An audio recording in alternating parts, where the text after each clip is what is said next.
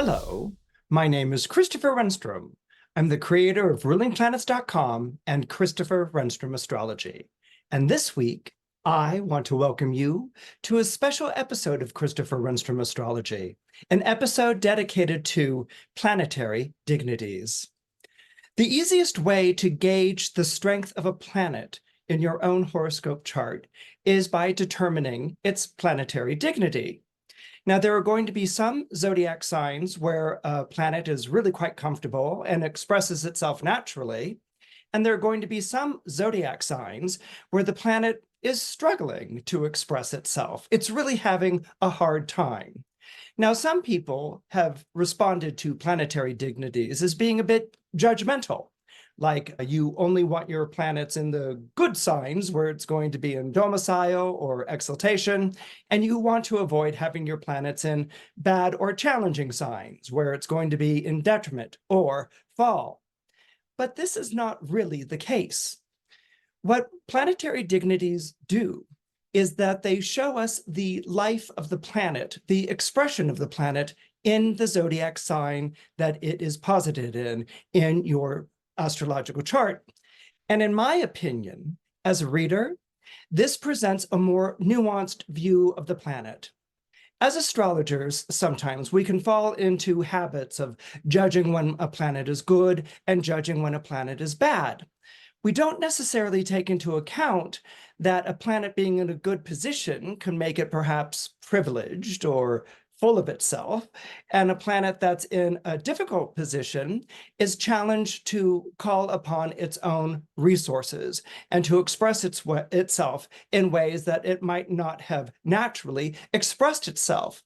And so this can actually be an example of where too much good might be detrimental, and too much bad may actually help the person to be more innovative, creative, and more resourceful. Now, in order to help me illustrate these different expressions of the planets, these different dignities, and the planetary dignities are domicile, detriment, exaltation, and fall. In order to help me illustrate these ideas, I have turned to the French version of the Liber Astrology by Georgius Zathoris Zaparis Fendulus, and this was written somewhere between 1220 and 1240. It originated in Italy, so what we're going to be looking at here is the French manuscript version. To begin with, let's begin with the sun in domicile. What you see here is a seated royal figure on his throne. He's holding an orb, and above his hand is the crown. So we can see that this is a king, and so that this is the sun. But what's fascinating about what the manuscript artist did in this illustration is that he put beside the king a lion. So what this tells us is that the sun is in domicile, meaning at home, when the sun is passing through the zodiac sign of the lion, the zodiac sign of Leo, which is roughly about maybe, say July 23rd to August 23rd. It changes from year to year, those particular cusp dates. So when the sun is at home, that means it's most comfortable and it naturally expresses itself. The sun is regarded as a planet in astrology, and some of you might roll your eyes with hearing that description of the sun as a planet. You might wonder, well, the sun isn't a planet, it's really a star. What this comes from is the Greek word planetos. The Greeks created the word planetos to describe stars or lights in the sky that moved. For instance, the sun was a light in the sky that moved. When it rose on a new day, it filled the sky and you couldn't see the other planets. Night was over. So the sun was seen as a light in the sky that moved. It rose on a day, peaked at noon, set, and then it disappeared in the evening. And so the moon was seen as a light in the evening. We also don't really regard the moon as a planet, but the moon is a planetos. It is a light that moves in the sky. And so the moon also rises and follows the general path of the sun as well. And then at night, when we see the moon, we can also see the other lights in the sky, like Mercury and Venus, Mars, Jupiter, and Saturn. These were regarded as the ancient planets, the traditional planets, the planets whose lights were visible to our naked eye without aid or help or assistance from a telescope. So the planets were lights that moved in the sky. The lights that did not move in the sky were stars that were grouped into constellations. So what the Greeks were trying to do was describe planets that moved through the heavens against the background of the set stars, the constellations, the heavens themselves. So the sun is at home in the zodiac sign of Leo. And as I just mentioned, the sun actually really isn't a planet. It's a star. It's the only one of the planets that actually is a star, and that's what makes the sun so special. So there is a specialness, there is a uniqueness, there is an individuality which is woven into the sun. And when the sun is at home in Leo, this is what is magnified. This is what is illuminated for people who are born under the zodiac sign of Leo. The mission of the sun is to be true to yourself, to realize your potential, and to grow into the person that you were always meant to be. This is what's important for people who have very strong sun placements in their horoscope, and this is what's going to be important for people who are born with the sun in domicile in Leo. What we also have here, when we look at the symbol of the lion, is that we know that the lion was an animal that was associated to kings because the lion was regarded as the king of the beasts and the lioness, the queen of the beasts. Basically, what the ancients were saying is that lions were at the top of their food chain. They were the animal that everyone else obeyed or watched out for or tried to escape if it was hunting you. So the lions were the top of the food chain. There was no one that the lion genuflected or bowed down to. And so in keeping with this, there is a feeling with the sun being in Leo that you are the top of your food chain, that you are perhaps the ruler of all you survey. And this comes from the feeling that by having the sun in domicile at home in your own zodiac sign, you are, for all intents and purposes, a sun. And you might even be walking around in your own golden globe, your own golden orb of light. For people who have theirs in domicile at home in the zodiac sign of Leo is optimistic, because the sun always rises on a new day. It doesn't matter how crummy or lousy your day is, or was, now that you're at the end of it, there's always tomorrow. Tomorrow's another day. Tomorrow's another chance. The sun will rise on a new day, and perhaps tomorrow will be better than today was. The thing that we want to keep in mind with the sun in Leo, and here we're really referencing people who are born under the zodiac sign of Leo, is that no zodiac sign places as high a value on individuality, on making a difference as a Leo does. That comes from the sun being at home in Leo, and Leo is a fire sign. It is the sign of the spirit. So this time of year where the sun is at home is when days are longest, nights are shortest, the sun cannot be missed. It is the most lit, it is the most hot. Sometimes it can be a little overbearing, but we know that the sun is in its season. It's in its season in the zodiac sign of Leo. And the lesson that it has to teach to all of us is there is no one else like you. So be true to yourself. And by being true to yourself, you are going to live the life you were always meant to live. Now we're going to move to the sun in detriment. Okay, a detriment placement is always going to be 6 signs away from the domicile placement. All right, if you're thinking of the zodiac or your horoscope as being a 360-degree circle, this is the zodiac sign that's 180 degrees away. The zodiac sign that is 6 zodiac signs away from Leo, or 6 months away from Leo in the calendar year, that zodiac sign is Aquarius. Aquarius is the zodiac sign that is associated with the heart of winter. This is when days are shortest, nights are longest, it's very cold, and there is a feeling that the sun is very distant. It's not able to exude its warmth, the strength of its charisma in the zodiac sign of Aquarius. So one of the big differences that we can see right away between the sun in domicile and the sun in detriment is the perspective, is the point of view. People born under the zodiac sign of Aquarius subscribe to the principle that the needs of the many will always outweigh the needs of the few. You can hear right away that that is in complete contrast to the king ruling sensibility of the sun on his throne. Here in Aquarius, we have left the throne and we are dealing with people outside the throne, the people that make up society.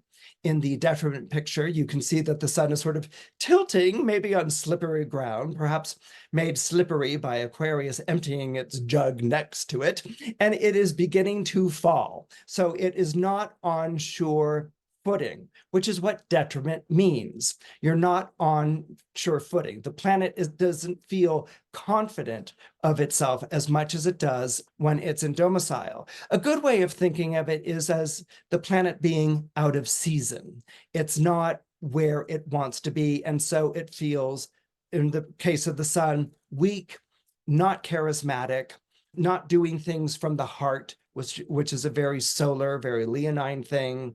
Indeed, we're talking about an air sign, so we're dealing with one of the most, if perhaps the most cerebral of all the zodiac signs. So people born under Aquarius believe that everyone should have a voice, no matter how difficult or challenging or inappropriate that voice might be. All voices need to be heard. Because there is a belief within Aquarius that society is only as good as the people in it. Aquarius, as I said, is in the heart of winter. This is the coldest, the wettest time of year.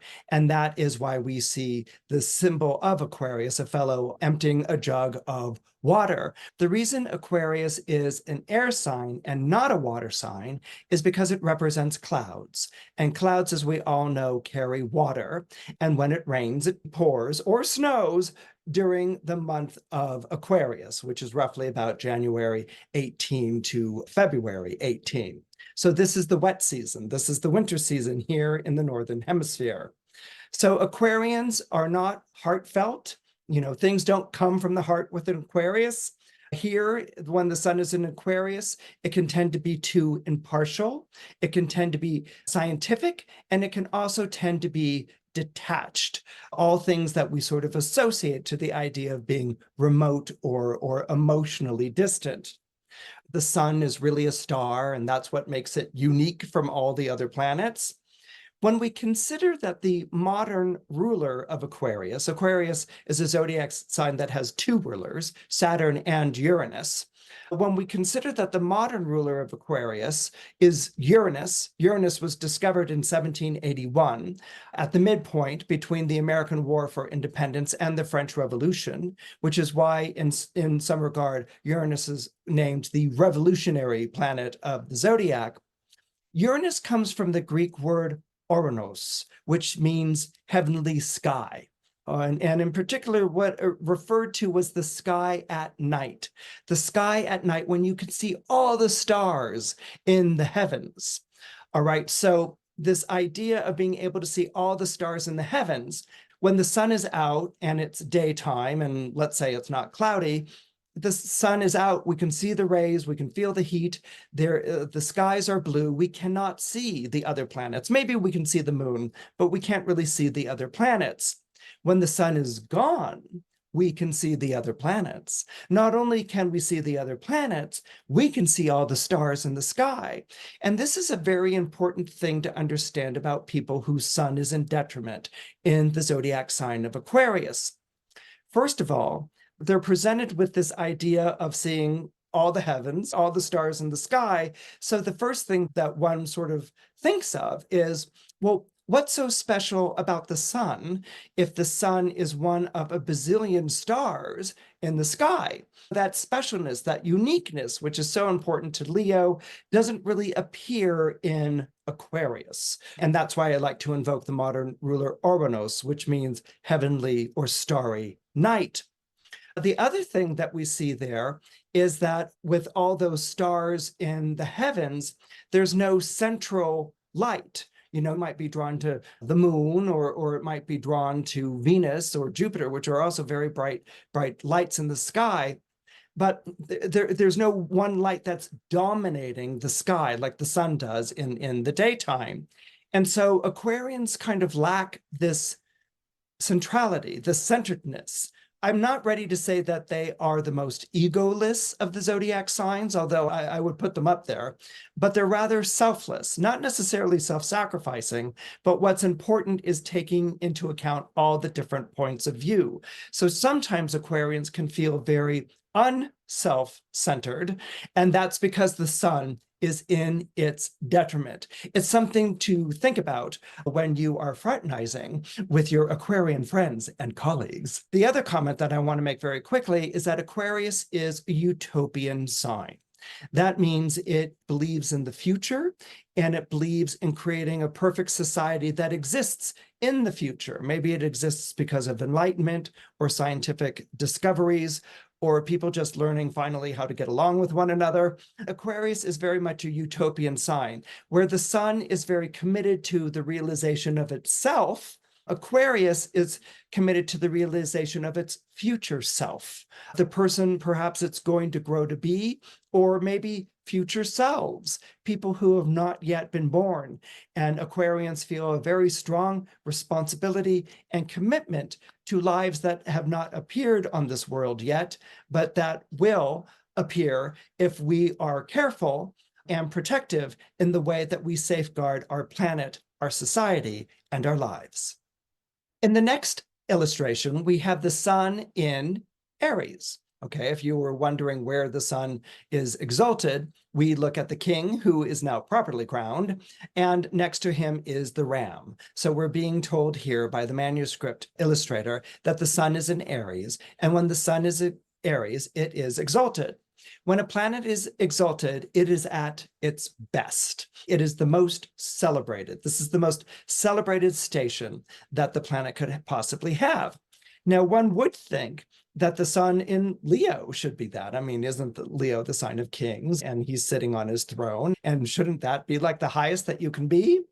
Well, the reason why the sun is exalted in the zodiac sign of Aries is because Aries is the zodiac sign associated to the spring equinox. This is when the sun has truly risen on a new year, and life is beginning to come to life. We're beginning to see plants sprouting through the soil and buds appearing on trees. Now, for centuries, the spring equinox heralded the start of a new year. Nowadays, on our calendar, we will celebrate New Year's as January 1st.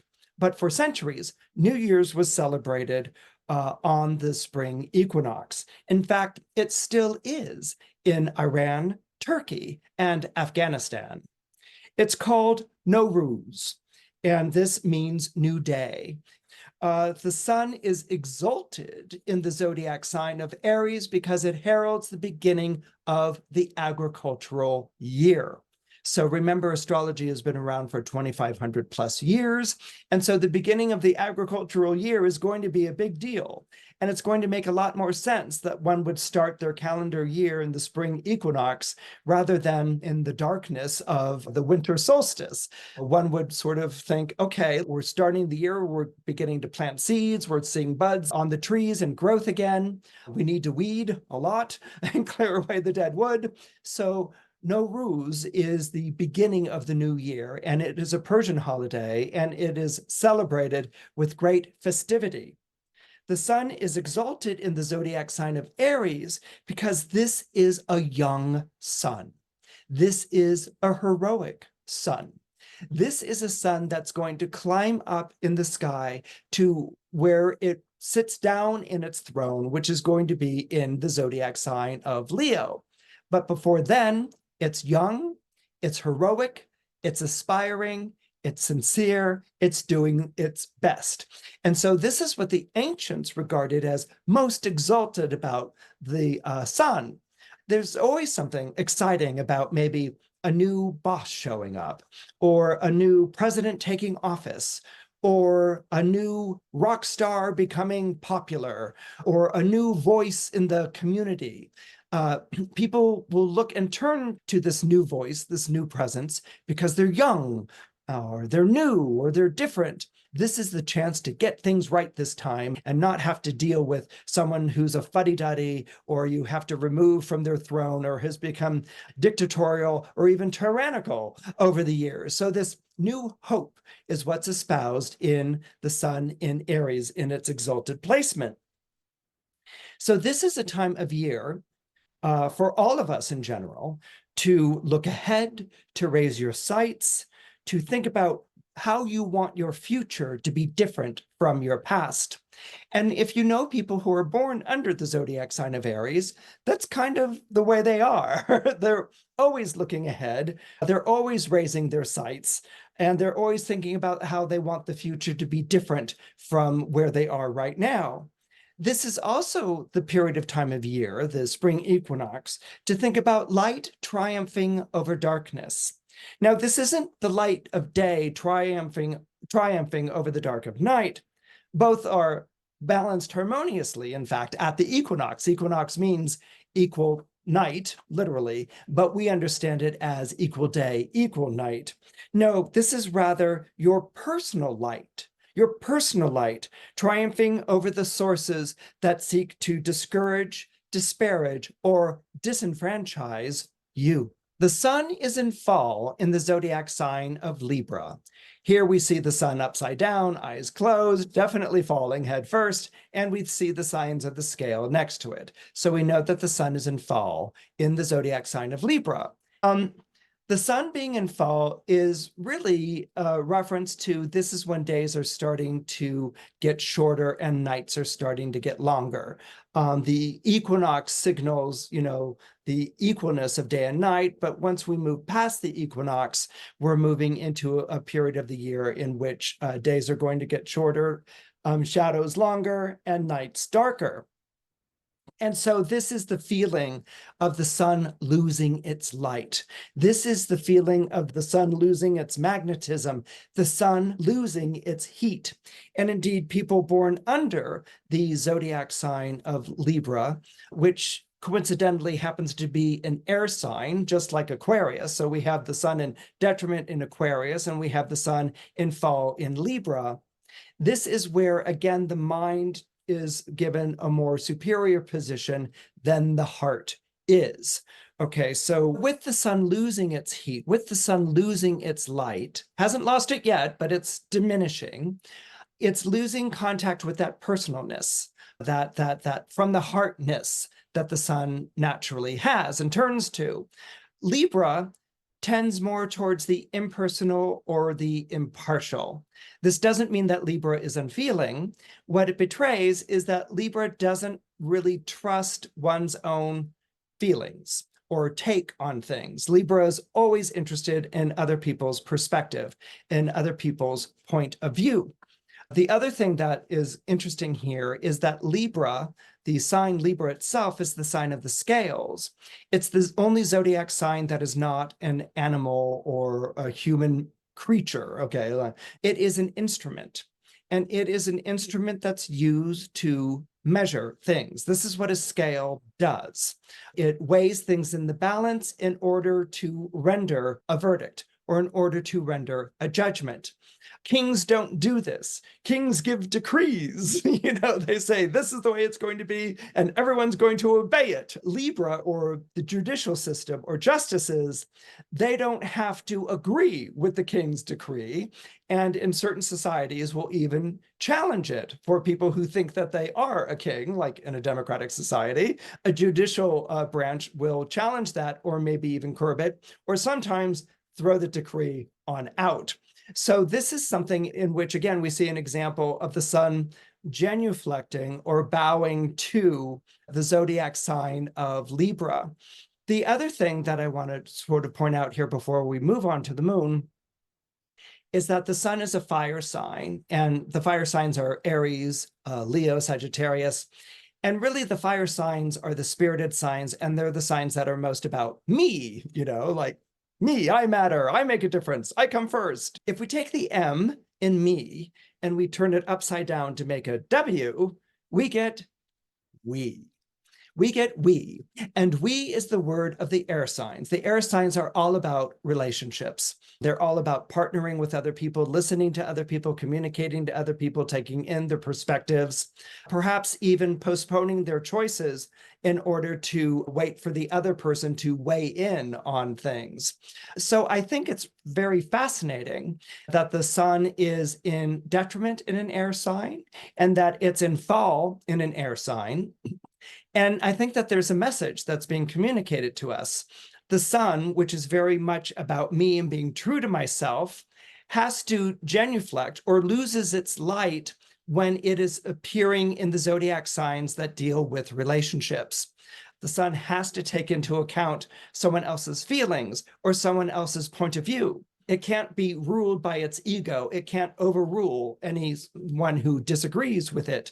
It's something to keep in mind when we think of the planetary dignities, because on one hand, one might say, well, you know, people with strong suns have strong egos, or people with strong fire have strong egos. That's a good thing. It might be a bad thing if you're not staying true to your convictions and following through with what you think is right.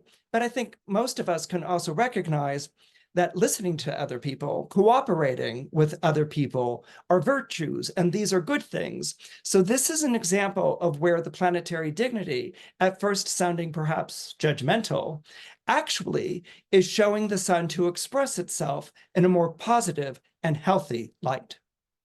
The moon is in domicile, meaning the moon is at home in the zodiac sign of Cancer.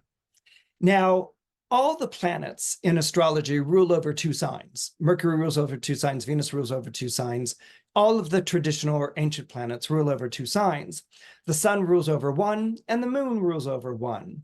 What I find fascinating is that the sun and moon are really flip sides of the same coin. They are truly joined to one another because night will always follow day, as day will always follow night. So this is something that I think is very important when we think about the moon. Here we see the image of a woman on her throne, and she is wearing a crescent moon on her headdress to show that she is the queen of the night. And next to her is the crab, which shows that she is the planet that rules over or is at home or domicile in the zodiac sign of the crab. The zodiac sign of Cancer is the sign of the summer solstice. And what Cancer initiates with being the summer solstice is the season of abundance. This is where all of those buds have flowered and turned into leaves on trees. This is where fruit are hanging from the branches. This is when you are harvesting crops. The summer, which goes from the season of Cancer, the summer solstice, which is roughly around June 22nd to July 22nd, signals the season of abundance. And so this is why Cancer is associated to the good mother, not only because the moon is associated to the mother, just as the sun is associated to the father, but it's also associated to the good mother because this is heralding the season of abundance. Now, what's important to people who have their moon in the zodiac sign of Cancer? What's important is your emotional life. The moon rules over our emotional life. Sometimes we might refer to it as our inner life. It's our most private selves. The moon is always asking the question, what do I feel to be true? We all know that our feelings can change, and what we feel to be true can change and can change its shape just as dramatically as the moon changes its shape in the nighttime sky. But what's also very powerful is the emotional life, feelings, which aren't always expressed by the people who have their moon in the zodiac sign of Cancer. Those feelings might simply be felt. What's also going to be important are memories, habits, needs, and appetites. These are all housed within the physical body, and the physical body itself is ruled by the moon. The changing appearance of the moon in the sky was invoked by the ancients as a symbol of mortality, that we are born the moon starts out with a new moon and there's just a sliver of light. It waxes, it gains its light, it grows to fullness, to full maturity. It begins to wane and lose its light until it disappears into the balsamic phase, into the darkness, and begins the cycle again. This was used by ancients as a symbol of mortality, that things come into the world, they grow, they mature, they begin to decline, they are spent, and then they perish. This idea was later seized upon by the early Christian church and other religions to show the corruptibility of the mortal life because it was so perishable. And as you can imagine, it was also used to justify a lot of misogynistic attitudes towards women, since women could bear children and men couldn't. This showed that women were to be blamed for introducing souls into the world housed in bodies that could grow old and die and perish. How these aesthetic thinking men thought they were going to live in a world without a body or coming through the womb of a woman is beyond me. But anyway, that was left over into many different religious doctrines. So the moon rules over all of those. It is the most changeable. And what I love about the moon is that as it moves through all the different signs of the zodiac, it really illuminates the emotional lives of each sign of the zodiac. But here we're going to talk about Cancer, and the emotional life is supportive, it's nurturing, it's motherly. Even if you're a fellow with a moon in Cancer, you're going to have a motherly feeling to things, just like women born under Leo have a very fatherly feeling about things. So this mothering, this nurturing, this protective. But what's also very important is the emotional bonding. The emotional bonding is so powerful for the moon in Cancer. The moon is also where we go when we feel afraid or where we feel frightened or anxious. And so the moon in Cancer, again, is this image of the mother who is heeding the cries of the baby and coming to comfort or nurse the baby, or the mother's arms that you run to because you feel frightened and you don't trust the outside world. So this is what the moon in Cancer, being in domicile, this is what she represents, of safe space, welcoming nest, a place of protection, a place of abundance, and a place of restoration and reassurance. As you can imagine, that same message is not carried on over to the moon in Detriment when it appears in the zodiac sign of Capricorn. I love this picture of the moon being in Detriment in Capricorn because she's like, oh, stay away. Like this is as the goat is heading towards her. And it's very illuminating, this idea. Just as the sun is in Detriment in a winter sign, Aquarius, which is the heart of winter, the moon is in Detriment in the zodiac sign of Capricorn, which is the winter solstice. So the moon is associated to the summer solstice. This is summertime when the living is easy. Catfish are jumping and the cotton is high. The earth, Mother Earth, is abundant in the gifts that she gives all of us. But that is not Mother Earth in the winter solstice. This is when things have died. They've died back. It's very cold. You can't grow anything. Everything in Western astrology will refer to the Northern Hemisphere because the Northern Hemisphere is where astrology or Western astrology is created. And so it follows the seasons in its description of the zodiac signs and even the planets. So here, the moon can't be giving. It can't be abundant. It's absent, just as the sun is absent because it's clouded over or it's cold or it's remote. The moon has gone into hibernation. It's not around. It's not available. And so this time of scarcity automatically brings up feelings about security.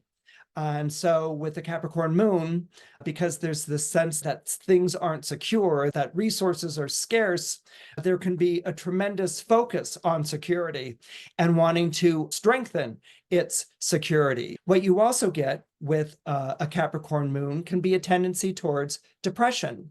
Capricorn is ruled by the planet Saturn, and here we're in the realm of Saturn. It rules over the zodiac sign of Capricorn, and Saturn is connected to depression and to melancholy. So you can get these attributes. If it describes the mother in your life, this might have been a mother who was not particularly loving or giving. This might have been a mother who was more intent on teaching you how to take care of yourself in a world where things could be very scarce. She might have taught you a very strong work habit or resourcefulness or frugality. These might be things that could be associated to a Capricorn moon. What's also associated to a Capricorn moon is a wicked sense of humor. Sardonic, there can be a cryptic turn of phrase. And this is done because a Capricorn moon has a tendency to see the darker side of things or the more sardonic side of things. But this can also be done because the Capricorn moon not feeling true emotional support may not want to come across as being too needy. And so the Capricorn moon might cover its traces by giving off this impression of just not caring, that this isn't a big deal emotionally. Although a Capricorn moon often feels very emotionally responsible, personally responsible for all the people in its life, whether it's loved ones, friends, or colleagues. What you get with a Capricorn moon is someone whose emotional life is impeccably responsible, as I just said, but also preternaturally wise. This is someone who maybe their childhood they didn't feel was a childhood, that they had to grow up fast, or they had to be the designated adult, or there was some sort of early disillusionment or disappointment. So there is a feeling of growing up quicker than the other children, being more adult or mature, emotionally speaking. And with Capricorn moons, people have Capricorn moons, they can be a bit on the emotionally distant or remote side, but if you give them enough time to warm up, if you let them warm to you, as the phrase goes, you will find that you have a friend, a confidant, and if it's a spouse, you have a spouse and a partner for life. Here we see the moon exalted. The moon is full over the top of her head. This is not a crescent moon. This is a full moon. And she is attended by the zodiac sign of Taurus. The bull is down there on side. And this is a reference to the spring. So just as the sun heralds the beginning of a new agricultural year at the spring equinox, when the sun is in Taurus, the zodiac sign of Taurus, is at the heart of spring. And so this is when plants are really taking off and really beginning to flower. This will be fully realized in the summer solstice, the season of abundance. But this is the heart of the spring, when things are really taking off and the fragrances of the flowers just they're never that fragrant again. You know, there's a freshness and there's a lushness, there's a fertility to the zodiac sign of Taurus. And so that this is why the moon is celebrated, meaning most exalted, in the zodiac sign of Taurus. What you also get with the moon in Taurus is what I call the miracle grow moon. Everything that the moon touches or has anything to do with grows. That can be plants, that can be families, that can be businesses. There's just something about people with their moon in Taurus that they have this green thumb where things not only grow, but they flourish under their curatorship. The moon in Taurus also speaks about a comfort with the body. People with moon in Taurus are very comfortable with their bodies. They're not worried that much about their figure or their shape or looking a certain way. They just want to be comfortable in their bodies. And because people with the moon in Taurus are so comfortable in their bodies, remember, Taurus is an earth sign, which is a physical sign, and the moon rules the body. It exudes as a comfort for other people to have with their bodies. In other words, you can hang out with someone with the moon Taurus, and you can feel comfortable with how your body feels, with the way that you look. You know, I often sort of joke and say, you know, people with moon Taurus can open up nudist colonies because, you know, they don't care. Just throw off the shirt and the pants and hang out. You know, everyone can get naked with one another because they are that comfortable with their bodies. They don't have to be the ultimate, you know, six-pack or slender or whatever body. They might be larger than most people and they're completely comfortable with it, and everyone else is completely comfortable with that. And because they're comfortable with that person with the moon in Taurus, they're comfortable with themselves. So this is really kind of a lovely placement. It also hints at the other note that I must make, which is that if you've got an exalted moon in Taurus and the moon rules over your cravings and your appetites, you can be a bit of a conspicuous consumer. That means that you can eat a lot, you can drink a lot, you can buy a lot, you can go through your money a lot. So people with moon in Taurus do have to go through periods of time where they may have to rein it in, where they might have to pay attention to the budget, or maybe readjust the diet in some way, or maybe not drink as much wine as they have been enjoying. So there's always a little bit of, walking some of that back.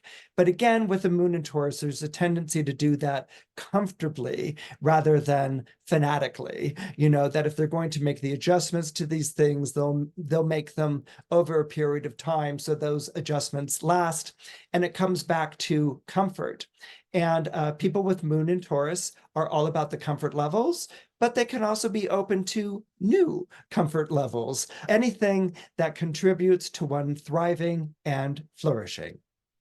So if the moon is exalted in the zodiac sign of Taurus, it's in fall, as you can see, in the zodiac sign of Scorpio.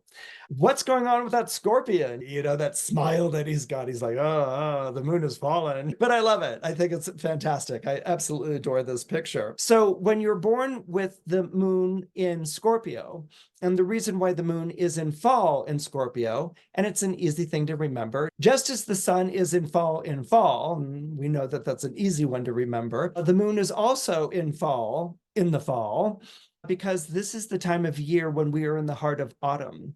All of that life that was so abundant in summer, all of those juicy fruits, those wonderful vegetables, those amber waves of grain that we were celebrating in summer, all of this has perished in the autumn. Okay, the sun has removed its light. It is fading in its light and its majesty. And so everything has been harvested. Crops have been harvested. In fact, they've been stored during this period of time.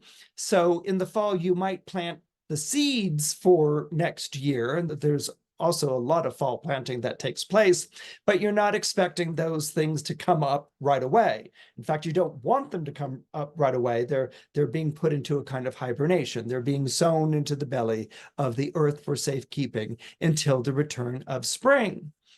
So what this does with moon in Scorpio, we remember that Scorpio is ruled by Mars, and its modern ruler is Pluto. This is a moon that has gone under. This is a moon that's sort of gone into hibernation. The leaves have changed and they've fallen from the trees.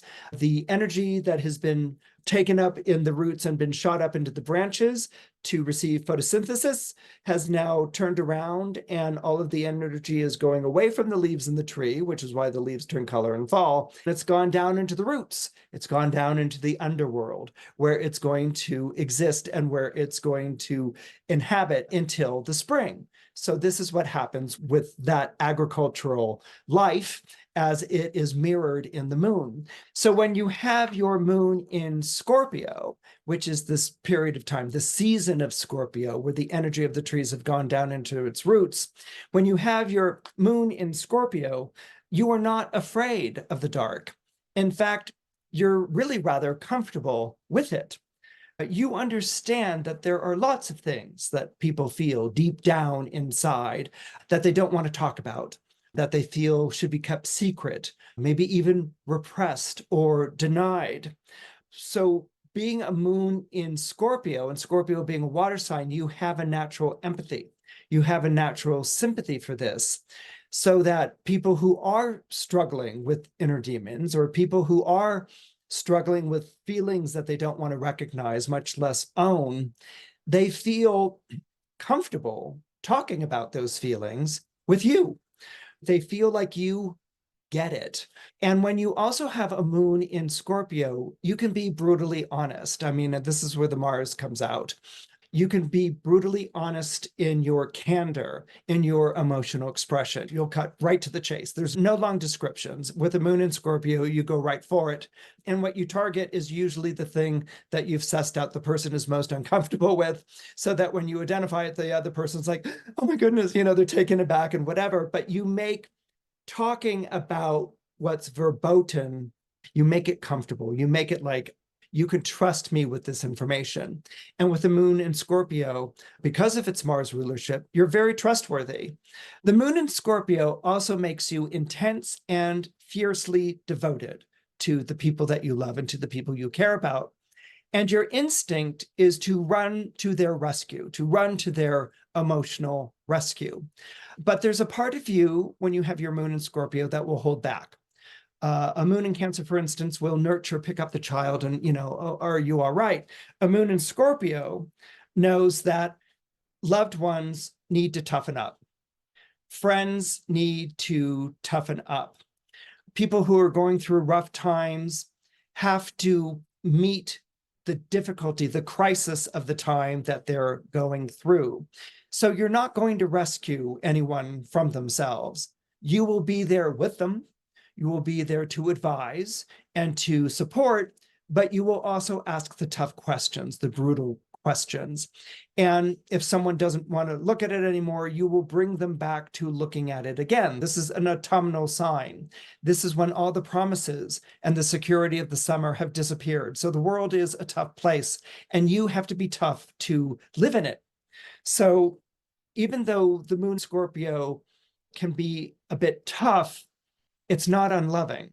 It's tremendously loving, but it's a calloused moon. It's a gritty moon. It's a tough moon. It's gone through a lot of difficulty. It's gone through a lot of rough trials and tribulations. A lot of emotional suffering and pain has gone into the wisdom of a Scorpio moon. So people with Scorpio moon have this sort of innate wisdom. So your moon may be tough when you're born with a moon in Scorpio, but it's also seasoned. And that doesn't make it any less nurturing. Mercury is in domicile in 2 signs. Remember that the sun is in domicile in 1 sign, Leo. The moon is in domicile in 1 sign, Cancer. But Mercury is in domicile in 2 zodiac signs. And as you can see from this illustration, those signs are Virgo and Gemini. Just a quick note here. What I love about this depiction of Gemini is that it's a 2-headed person, which I just adore. What this is in reference to is obviously a duality, but also twins in the early medieval period were regarded as monsters. There was a little bit of a superstition about twins and this idea that it was 2 babies battling for prominence in the womb. In Asian literature and culture, twins are a demon and a mortal self that are battling for supremacy. So there's always been a little bit of a, can you trust a twin, which has always been associated to a Gemini. But here we have Gemini being depicted as a 2-headed person wearing different colors in the same tunic. And of course, Virgo is posited over here on the side. So what you see right away is that Mercury is holding up a book. So we know that Mercury is a planet of the mind. We know that Mercury is a literate planet, meaning educated in Latin. That's actually what literate means. Illiterate means not educated in Latin. And all books were written in Latin during this period of time, not in the vernacular. So Mercury is holding up a book. And so this might be a book of records. This might be a book of poetry. This might be a book where all the laws are written down. And what this is in reference to is that Mercury was the planet of the scribe. This was the person who, back in Sumeria and Mesopotamia, wrote down everything that the king had to say. So that when the king was like, hey, what was it that I was saying the other day? I think I was coming up with a law or something like that. The scribe would be able to read back to the king what was said the other day and what was the law. So People born under Gemini and Virgo were always connected to writers, to people who recorded things, to people who messaged or communicated the message of the king, and people who also reminded the king of what he had come up with the other day as a rule or a law. I find it fascinating that Mercury rules the two zodiac signs that bookend the moon and the sun. Gemini is on the sign of the moon, and Virgo is on the side of the sun. And it's fascinating because of Mercury's affiliation with both of these planets. We know Mercury as a messenger planet, speaking the word of the king, announcing to everyone in the public square what the new rules or laws were going to be. Mercury was a messenger planet for the king, and also an advisor, and sometimes even a spy, going and seeing what was up with other people and then communicating to the king the gossip, the court gossip, or maybe even the shenanigans that were going on in court. The moon was also a messenger planet, where Mercury might have communicated the words of the king. The moon communicated the will of the divinities through sleep. And this begins the long tradition of dream interpretation. That dream interpretation was connected to communing with the spirits at night, or the deities communicating their will to you. So the moon communicated messages to you in your dreams. So this might be something that you might experience in a shamanic journey, or this might be something that you experienced in your sleep. And so this is where the deity was communicating something to you about your life or your health, or maybe even the future of civilization. Dream interpretation is a very old practice, and right now it's used really for psychology, but it was very much connected to the mind, the sleeping mind of God, or the mind of the goddess, the will of the goddess. So here we see Mercury on one side of the moon, and we see Mercury on one side of the sun. Mercury is also the planet that orbits the sun the closest. It's the closest planet to the sun. And so it's always been seen as the sun's accomplice, or the sun's herald, or the sun's messenger. So because Mercury rules the mind, it rules over things like curiosity, analysis, and questioning. Mercury is not a planet that takes anything on faith. It always is questioning. It always wants to know more information. And as far as Mercury is concerned, the most useful information is information that gets you from here to there, something that you can use immediately. Mercury isn't typically into long researching of things like that. It wants the fact, it wants the directions, it wants to know what it needs to know and to apply it immediately. Mercury was also named after the Roman god of communication. His Greek name was Hermes, and Hermes was known as the companion to man. This was the one deity that you didn't go to a temple or sacrifice on an altar or visit in a shrine. You could meet Mercury in your day-to-day life. And so this is why Gemini and Virgo have their affiliations with the commonplace. In fact, the Latin root of Mercury is merc, where we get the word merchant and merchandise and mercantile. And Mercury was a deity that was associated to the markets, buying and selling. Also the information that you would get at market. You could live in your home with your family, or you could go to market, sell or buy things, and also kibitz or gossip or exchange information with people. So Mercury has always had this association with being streetwise, not being holed up in a church or a seminary or a court or a throne. It got out around people. And so Mercury has this very friendly disposition. And you can sort of recognize the Gemini and Virgo in both of those qualities. Now, when we think of Mercury, we're thinking a very quick mind, a very analytical mind, a love of wordplay, exchange of information that can be put to use, maybe to score a deal or to negotiate someone down, negotiate the price of something and try to get it lower. Okay, so there's always a sort of wheeling, dealing, commercial quality to Mercury that we see show up in the two signs that it's at home in, which are Gemini and Virgo. This is not the case when Mercury is in detriment. And Mercury in detriment here, we can see he's once again tilting, and looking distressed and disturbed. He's looking down at Sagittarius, which looks like, maybe he had like pricked him with an arrow, is now galloping off or something like that. And the fish are just confused. They're kind of like, I'm swimming this way, I'm swimming that way. We're bound to each other by a tie. Where are we going? Okay. This is very like not Mercury, okay? Like Mercury wants to know where it's going. Its focus is on how do I get from here to there. The idea of wandering is not a Mercury thing. The idea of meandering is not a Mercury thing. It has a message. Information has a short shelf life. A hot tip or an inside scoop has a short shelf life. You have to use it right away. Ask anyone who's ever worked in a newsroom. All right, so hustle and bustle, being hectic, is where Mercury feels most at home. It doesn't feel at home in the areas that are ruled by Sagittarius and Pisces. First of all, Sagittarius and Pisces are Jupiter ruled, and so this is a very authoritarian planet, Jupiter. Jupiter's more authority identified than even the sun is. The sun might be the planet of kings. Jupiter is the planet of emperors who collect kings and their kingdoms like cereal box tops. So Mercury isn't comfortable in a place of state, a place of formality, in the court where things have to be done, in a very ceremonial way. Mercury isn't comfortable with that.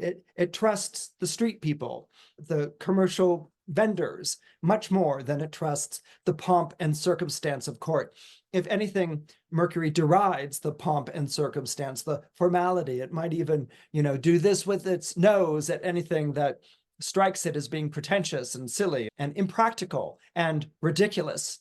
So here, Mercury in this realm of Jupiter, and when we're talking about Jupiter, it's really, with its affiliation with the ninth house, it's a planet of the state. Jupiter is a governing planet. It's also a planet of the church, the institutionalized church. When we're talking about Pisces, we're talking about ships going to sea. We haven't found Neptune yet. And if I haven't noted it before, I'll note it now very quickly. The moderns don't have essential dignities. That's really exclusive to the traditional planets. The Mercury being in Pisces, well, that's sea voyaging. Back in the day, there was nothing quick about sea voyaging. There were trade routes over land, that's Sagittarius, and then there were trade routes over ocean, that's Pisces, and you could have a shipwreck. You could sail away with the goods and lose the goods, or be robbed by pirates, or you could just wander forever, like Odysseus spends 10 years wandering after Troy. Mercury wants things very fast and very quick. It wants to know where it's going. It doesn't want to feel adrift. It doesn't want to feel lost at sea. It doesn't want to have lost sight of what the message is.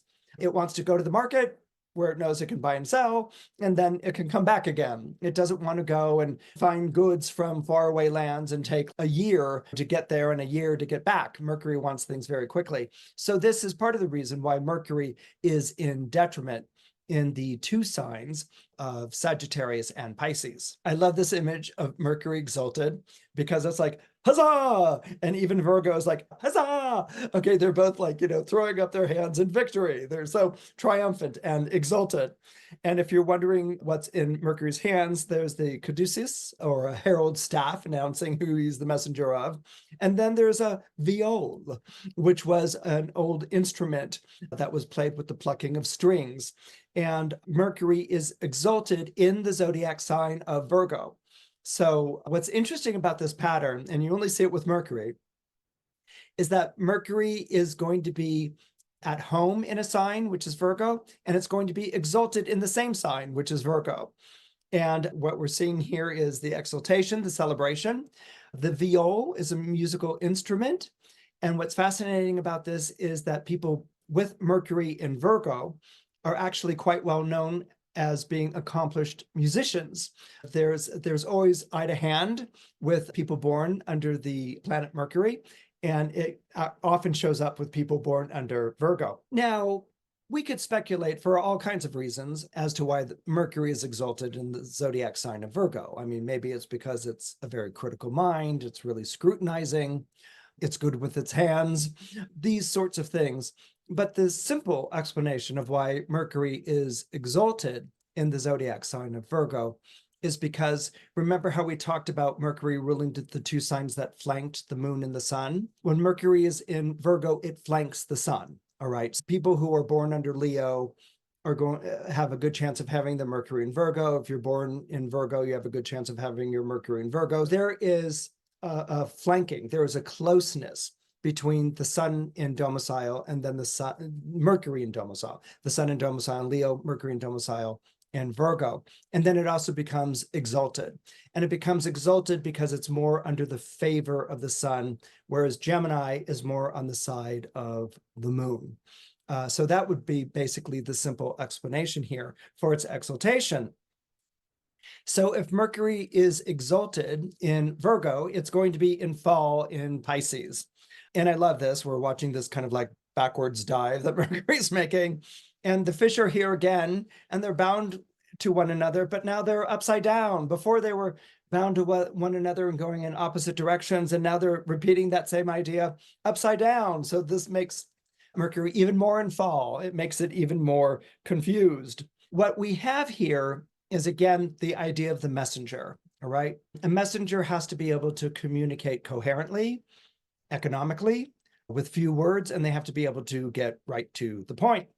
Something that the Jupiter signs aren't exactly known for. But anyway, we're also touching on the idea of the mystical experience that can be associated to Pisces, that the mystic, someone having a profound and mystical experience, is often rendered inarticulate. They can't explain what it is that they're experiencing.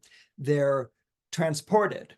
They're having a mystical experience. They might even be hallucinating. You know, when you think that Mercury is the messenger planet, it can't come back with news that's gibberish. It can't come back having seen the divine and not be able to explain it, okay? Because everyone's going to be like, what was it? Words can't explain. Okay, that's not what you want. And so for Pisces, this is a natural state of being, okay? The realm of the symbolic, the realm of the effusive, the realm of the transcendent. When you think of symbols, symbols stand in for things, you know. A musical chord is a musical chord, it's not a word. Mathematics, numbers used in mathematic formulas are symbolic. People can like scratch out a formula on the chalkboard and the other person can go, exactly right. Although I changed this little thing, and everyone else who doesn't know the language of mathematics is like, what are you talking about? You know, surrealism with their absurdist symbolism, which provoked but also evoked at the same time, left people completely baffled. So this is the realm of Mercury in Pisces. It's a stream of consciousness, Mercury. It goes from idea to idea, from vision to vision. And so that's why Mercury is in fall in the zodiac sign of Pisces, although I'm sure that there are a number of people out there with your Mercury in Pisces who love that you get to sort of like live in this symbolic world and that you get to traffic with mysteries and with the nonsensical. And you may actually feel that this is a realm where you really feel recognized and really feel understood.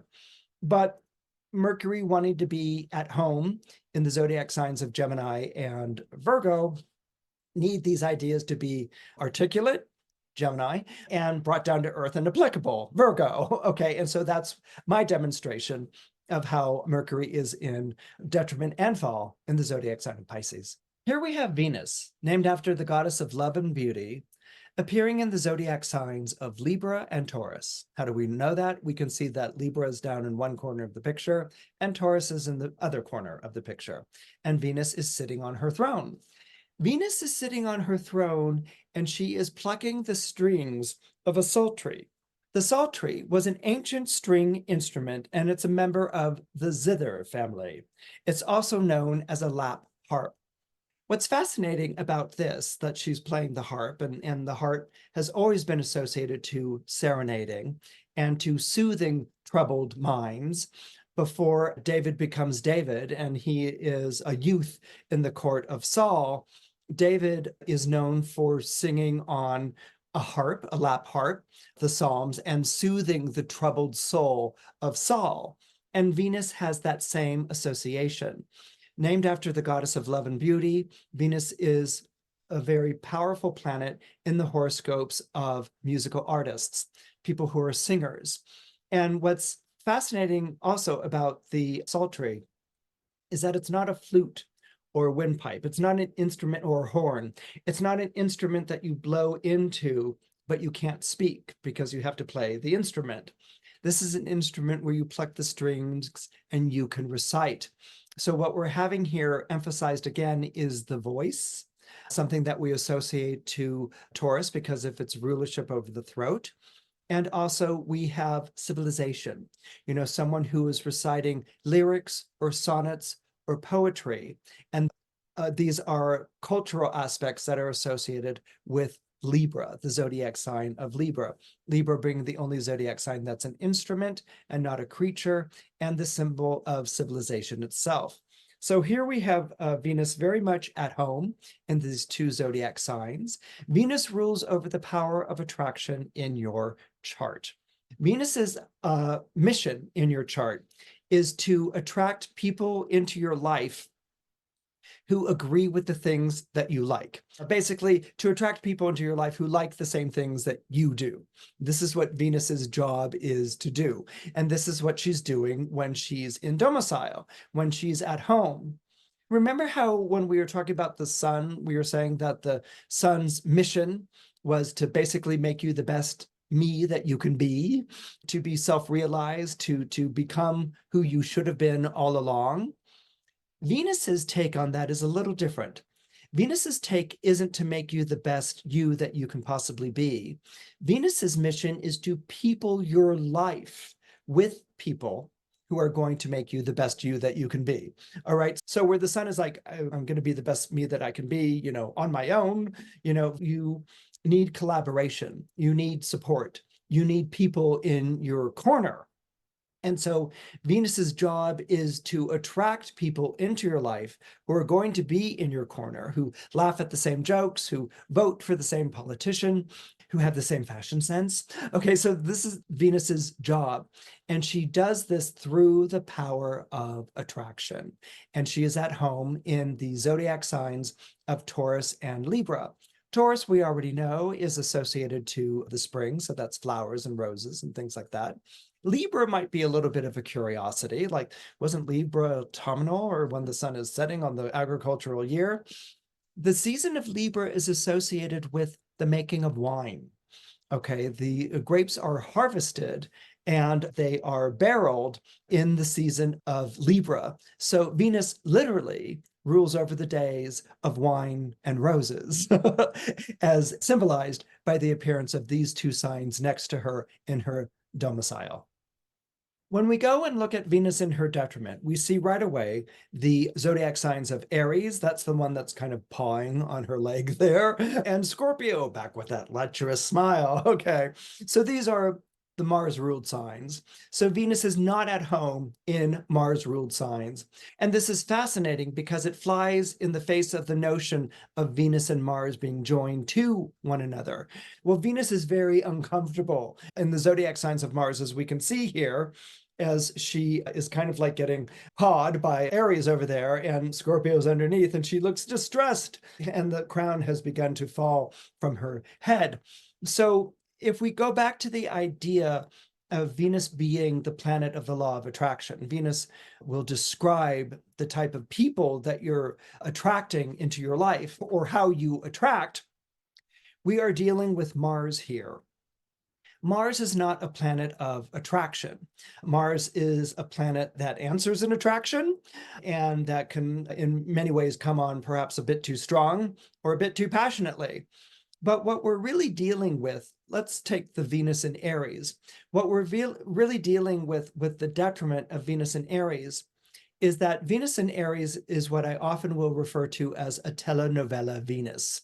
You may attract, if you have Venus in Aries, people who are going through soap operatic lives, and they're bringing that into your life. You might be the person who, without meaning to, busts up the marriage because you fell passionately in love with a spouse. or someone's going through some sort of time in their business or something like that, and they've come to you for help or maybe for emotional rescue. So there's always a bit of a hot mess quality to Venus in Aries, and usually the people that are coming into their lives are people who are going through very charged, very dramatic situations, and they're very passionate, they're professing their love, but there might not be longevity to it. Like you might have been the person for them in that moment when things were breaking up or going to hell in a handbasket, but when things have calmed down, it might lose its appeal. You might even be wondering, what was I ever attracted to with this person? Or you might attract people into your life who are very Martian. Okay, because Venus in Aries is going to describe a Martian personality. And this may be someone that you're continually fighting with all the time, but you're also making up with all the time. So it's breakup to makeup, makeup to breakup sort of thing. And this may be a dynamic that you just cannot get past. And this would be Venus in her detriment, because Venus wants to bring in people who are likable and who behave nicely and harmoniously and are supportive, not people who are, ripping off bodices or, throwing glassware off the table and making a mess of things, all right, which are all Martian elements that can get caught up with a Venus Aries. Venus in Scorpio, I call the film noir Venus. Okay, so if Venus Aries is the telenovela, the bodice ripping Venus, Venus in Scorpio is the film noir Venus. And people that you might attract into your life if you've got a Venus in Scorpio might be people with dark pasts, hidden secrets, subterranean obsessions. Okay, these are people that you can't really tell are troubled or troubling. Do they mean trouble? Usually a Mars Venus means trouble or spells trouble. And some people really delight in this. And certainly there have been a lot of romantic novels and films that celebrate this. But a film noir Venus is someone with a dark past or dark secret. And you can't really tell if you're being drawn into something which is delinquent or maybe even criminal with them, or if you're being drawn into something scandalous. Are you being used? Are you being manipulated? Are you being set up? If you're familiar with things like Double Indemnity or Maltese Falcon, noir films that immediately come to mind, then you know that the detective is always hard bitten and the dame is troubling in some way. She may begin as like, please rescue me, but she's bringing some baggage to it as well. What you get when you have a Venus in Scorpio is someone whose troubled past mirrors your own. This isn't a rescuing impulse that's going to be set up here, like, for instance, might be set up with a Venus in Aries. This is more someone that you're trying to get to the bottom of things, that you're trying to figure out what's the secret, what's the thing that they're not talking about. And so the investigation, the need to know, to get to the bottom of the mystery, the source of the real attraction. And you may discover that this person is an emotional wreck or just no good, but there may be a part of you that still is bonded there. That bond that can take place with a Venus Scorpio is that you've met someone who's been down to the depths and come back.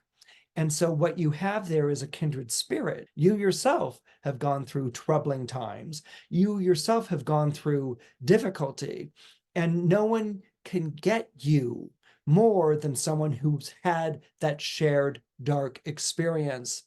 And that is the wonderful thing that can come out with a Venus in Scorpio. It's just as passionate as the Venus in Aries, but there's also a sort of like, we're in it together quality to the Venus in Scorpio. There's not as much fighting as there is watching one another's backs or protecting one another. Those can be the qualities that come out. But certainly being able to share your love, your history, and your life experience with someone who gets it because they've been on the dark side of life, that can create a bond that can be absolutely unbreakable.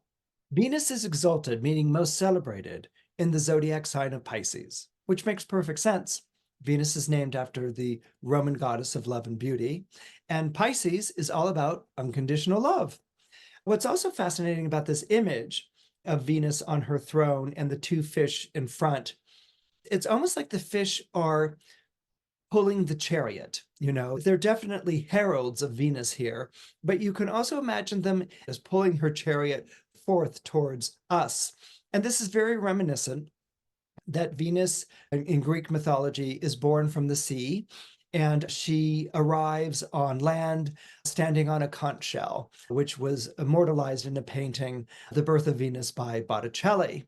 And so the fish are almost kind of mimicking this idea of Venus rising from the ocean, rising from the sea of love to bless us in her exaltation. Venus in Pisces is very much exalted. There is a tremendously loving side to her. We also have to remember that there's a bit of a bacchanalian side to her as well. Venuses in the Jupiter-ruled signs are always party girls, okay? So a bacchanalia, if you're not familiar with the word, is where people start to dance in those old Bible or Greek movies, and they lose themselves, and the women's hairs are tousled, and they're like, da-da-da-da-da-da-da-da-da-da-da. They're like, oh, they're unveiling and all these sorts of things. It's an orgy, okay? So Venus in Pisces can be associated with that. Venus in Pisces can also be associated with attracting all emotional wrecks, people with broken hearts, people with emotional baggage that's bigger than they are. So Venus in Pisces is going to attract people who are despairing. They've suffered great despair, or maybe they've been brokenhearted, or maybe they've given up on love. I will never fall in love again. Or maybe they've never even experienced love before. Venus in Pisces attracts them all because, as I said, she is the port in the storm for any ship that is lost at sea. So the people drawn into your orbit, if you have Venus exalted in Pisces, may feel like you're their last chance at love. And you may feel like you're the only one who can save them. So there can be very much that relationship that shows up if you have Venus in Pisces. It's very romantic, Venus in Pisces, and in the true sense of the word. I mean, can you get more romantic than saving a lost soul, or bringing out a loving side in someone who had forsworn love? So it's very romantic, but it's also very treacherous, because you can get caught up in a pattern where you keep going back to someone who's no good for you, or you keep going back to someone who isn't going to grow or better themselves in any sort of way. So that's something that you do have to look out for with the Venus in Pisces. Venus Pisces is often described as a self-sacrificing Venus, and it can be, but the goddess of love is going to sacrifice anything for love. This is how Venus and Pisces come together. Pisces will always welcome and embrace the downtrodden, the person who's been disenfranchised or hurt or broken. And Venus will go wherever love is. So this is an exalted love, the Venus in Pisces, but it's also the sort of love that you want to be a bit careful with in terms of who you're getting into bed with. Because if it's someone who's bringing you down, that's not love. But if it's someone who's matching you in your lovingness, in your love life, then that's absolutely the person that you want to be with. Venus is in fall in the zodiac sign of Virgo. The reason for this was basically Virgo was associated with the virgin, with virginity, and Venus, the harlot of the zodiac, was not going to be able to party in the sign of the Virgin. Okay, so this idea of Venus, the goddess of love, being stuck in the zodiac sign of the Virgin was also promoted in many astrology books. They would say, if you have Venus in Virgo, you're too much of a prude, or you want to be clean all the time, or you want to be detached, or you just maybe even cold or frigid or can't make love. I mean, again, there's a wonderful history of misogyny that seeps its way into astrology. But what else do you want? Astrology has been around for 2,500 plus years. The reason Venus is in fall in the zodiac sign of Virgo, and this picture makes me crack up all the time because it looks like they're a tumbling team at the Olympics. Okay, Virgo's sort of like there with an outstretched hand, and Venus is like, I'm going to perform a somersault, But the reason that Venus is in fall in Virgo is a very simple one. Venus wants to pair up Okay, Venus pairs. That's what Venus is all about. She's the goddess of love and beauty. She attracts and she creates partnerships and pairing. Venus is going to reside over marriage just as much as Venus might reside over two companies joining together, joining forces, or a peace treaty being agreed upon by two warring nations. Venus creates couples. Venus creates partnership. Venus creates pairs. This is not what's going on with the zodiac sign of Virgo. Virgo is a very self-reliant sign. It will look to itself to take care of itself. Now, that doesn't mean that Virgo's by itself. You see Virgo in the midst of big families and bureaucratic institutions and surrounded by people. But Virgo is there to serve. It is the zodiac sign of service, and it is there to organize, it is there to manage, and it is there to make sure that everything works. Okay, these are the natural tendencies of Virgo. Virgo also has a very troubled history with the idea of marriage. Virgo is the only zodiac sign that represents a woman, and therefore kind of represents the entire history of women in the zodiac sign of Virgo, condensing 2,500 years of women's history. Women were often seen as servants, and women were often seen as dispensable. In other words, you needed a wife in some of these ancient civilizations because you had to produce an heir. But let's say your wife died in childbirth. Okay, well, then you went and replaced her with another wife. So women were necessary because you needed to have heirs, you needed to continue your family line. But at the same time, they were dispensable because the mortality rate in childbirth was very high and they could be replaced. And so it's this idea of being commodified, which rankles Virgo, especially because it's ruled by Mercury, and Mercury is associated to the buying and selling of commodities. So being turned into a commodity is something that will always hit a raw nerve with a Virgo. In fact, that motto, "You don't own me," is very much a Virgo's motto. So Venus here doesn't partner, okay? Venus assists while always maintaining her sovereignty or her self-sufficiency. Virgo, for instance, ruled over occupations that were traditionally allowed to be held by women outside of a marriage, like teaching or nursing or being a secretary. Usually for a long period of time, these were single women, okay? And these were women who were subservient to a boss and who served the boss, by being secretary or handing the scalpel as a nurse or teaching young children to go and go off in college, in which you didn't have school teachers who were women anymore. The professors were all male. Okay, I'm generalizing, but until recently, that was pretty much the topography of the landscape there.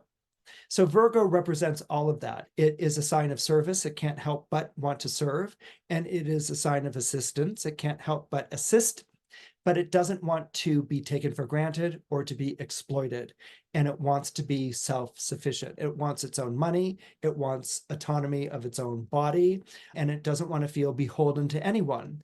And until recently, that's exactly what a marriage was. A wife was beholden to her husband. She had her family name and take on the husband's name. And her property and her family's property was immediately passed over to the husband.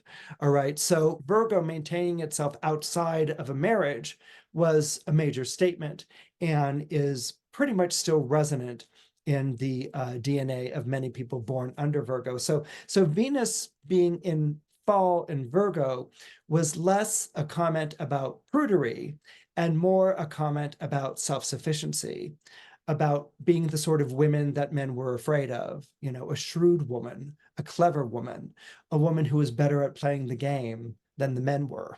Okay, so these are all ideas I want you to think of with the Venus in Virgo. Venus in Virgo also doesn't like to pair or to match, as I said. It doesn't really want to show its need. But in order for you to really pair with someone else, if you have your Venus in Virgo, you need to show the vulnerable side. You need to get naked physically and, more importantly, emotionally with someone.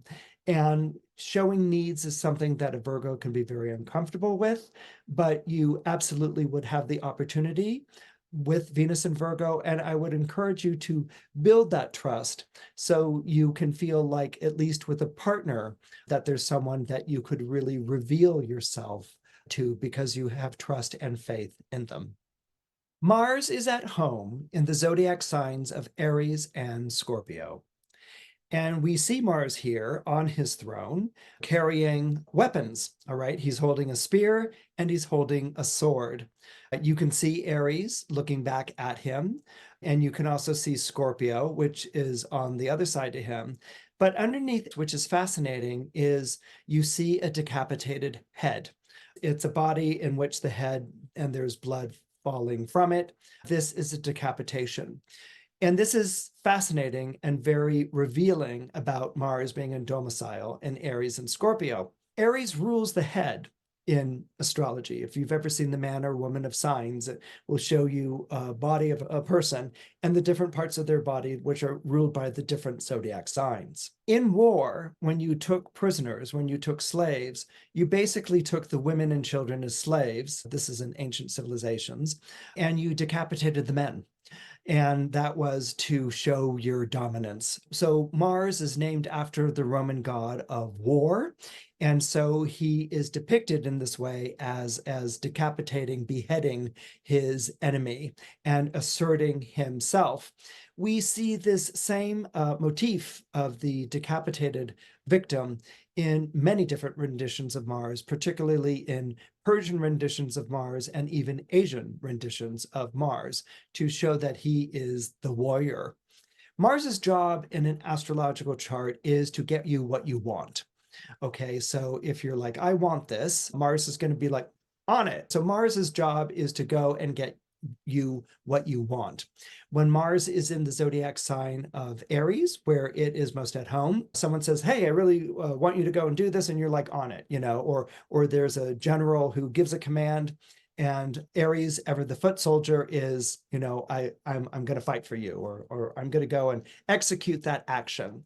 So Mars is very much about taking action, but also Mars is kind of about following orders.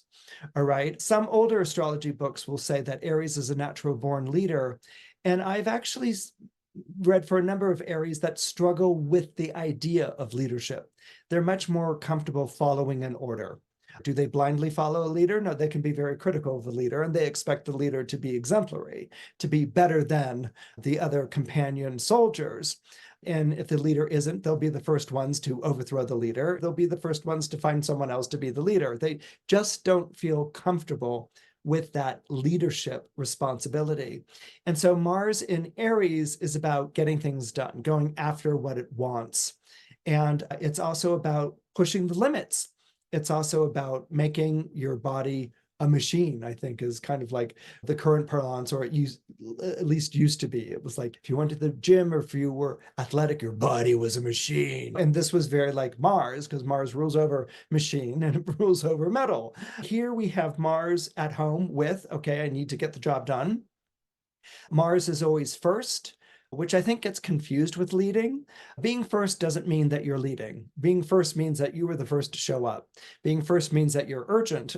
Being first means that you're kind of impatient, like, let's get this going. We're going to, I want to be the first one across the finishing line. So these are all things that are going to be associated with Mars. And here you have a very fiery Mars, a very purposeful Mars, and Mars on a mission when it is at home in the zodiac sign of Aries. Mars in Scorpio is a different idea. Mars in Scorpio is a watery Mars, okay? And so that means it's emotional. Mars in Aries is a fiery Mars. That's why it's spirited, excitable, passionate, wants to get it done with a sense of urgency and speed. Mars in a water sign like Scorpio is very emotional. And the water signs, if, for instance, you look at Cancer or Pisces, these are not signs that like to harbor darker emotions. Scorpio lends itself to darker emotions. We discussed that before when we talked about the moon in Scorpio, because of its connection seasonally to the underworld. A Mars in Scorpio is a little bit more than even that. A Mars in Scorpio needs to stay focused and insistent, usually on grievances or the things that have made it angry. Now, this can come across as holding a grudge or having a big chip on your shoulder or something like that, but there's a little bit more to it than that. Because Mars is in a water sign in Scorpio, that means that there is the possibility of this Mars being emotionally moved by the difficulty of someone's situation or their plight. And so what can happen with the Mars in Scorpio is that anger can be connected to willpower. And so the Mars in Scorpio has to stay strong in its anger. It has to stay strong in it being aggrieved, because that's where it's going to get the focus, and that's where it will be unmoved. So what you can see with a Mars in Scorpio is a sort of vengeful type of personality, and a personality which remembers the old wounds, the old sins, and doesn't want the person to be let off the hook. What can happen with the Mars in Scorpio is that they keep remembering, okay, this grievance. They keep reminding themselves and anyone around them of this grievance, of the horrible things that have been done. This was the person who wounded me first. This was the person who intruded on us first. This was the person who ransacked this house or committed these crimes or walked out or abandoned us. And so it has to maintain that in order to maintain its willpower. It has to stay angry so that it is not moved, because it maintains willpower, which makes it strong and which makes it tough. Okay, so this is how I would illustrate the difference between a Mars in Aries and a Mars in Scorpio. And as you probably have already guessed, Mars is in detriment in the zodiac signs of Libra and Taurus, as shown here. And here Mars is falling backwards, which is a position of vulnerability. And he has been struck because he's been weak or exposed, and he is dropping his spear and he is dropping his sword. Mars has been struck. And these are the two ideas that we can play around with Mars being in Venus-ruled zodiac signs, Mars being in detriment in Venus-ruled zodiac signs. Let's go with the idea of smitten. Okay, smite means to strike, okay, to strike a blow. But we also use the word smite, or rather smitten, when we are smitten with someone, when we have fallen in love with someone. Okay, so this is not what Mars wants to be doing. Mars wants to dominate. Mars wants to conquer. Mars wants to hunt. Mars wants to war. Okay, it doesn't want to be struck. It doesn't want to be smitten, and it certainly doesn't want to be smitten by the goddess of love and beauty. So Mars is in detriment in Venus-ruled signs because its heart has been moved. Its heart has been inflamed, but not in an angry way, but in a falling in love sort of way. When you see Renaissance paintings of Venus and Mars, you'll often see Venus in a seated position on her throne and Mars kneeling before her in genuflection and looking up. And in some of these paintings, she even has strings around him, around his hands. You know, they're not chains, they're strings.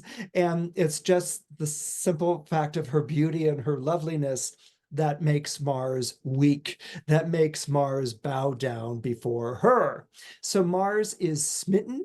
He is bowing down before Venus in the Venus-ruled signs. He doesn't like it. He is struggling to be Mars. Remember, a planet will always struggle to be itself, regardless of it being in detriment or fall. All right. So Mars is struggling to throw off the allure, to throw off the romantic entanglements, the seductions of Venus, but he's not very successful. It's interesting when you begin to sort of parcel out Mars in Taurus and see Mars in Libra. Mars in Taurus has this need to own and to possess. Mars Taurus can be very much a provider. You know, if someone has a very strong Mars Taurus, they can be very providing, you know, like I provided this roof over your head and a bed to call your own. and this table with all of this food and this meal, but then Mars in Taurus also wants you to acknowledge what they have paid for. It's like, do you know how hard I worked to put this roof over your head? Do you know how hard I worked to create this dinner for you? You could show a little gratitude. So Mars in Taurus can kind of insist on the Venusian expression of thanks and gratitude, and can sort of feel like it's not getting it, or it can even lend itself to a sense of ownership.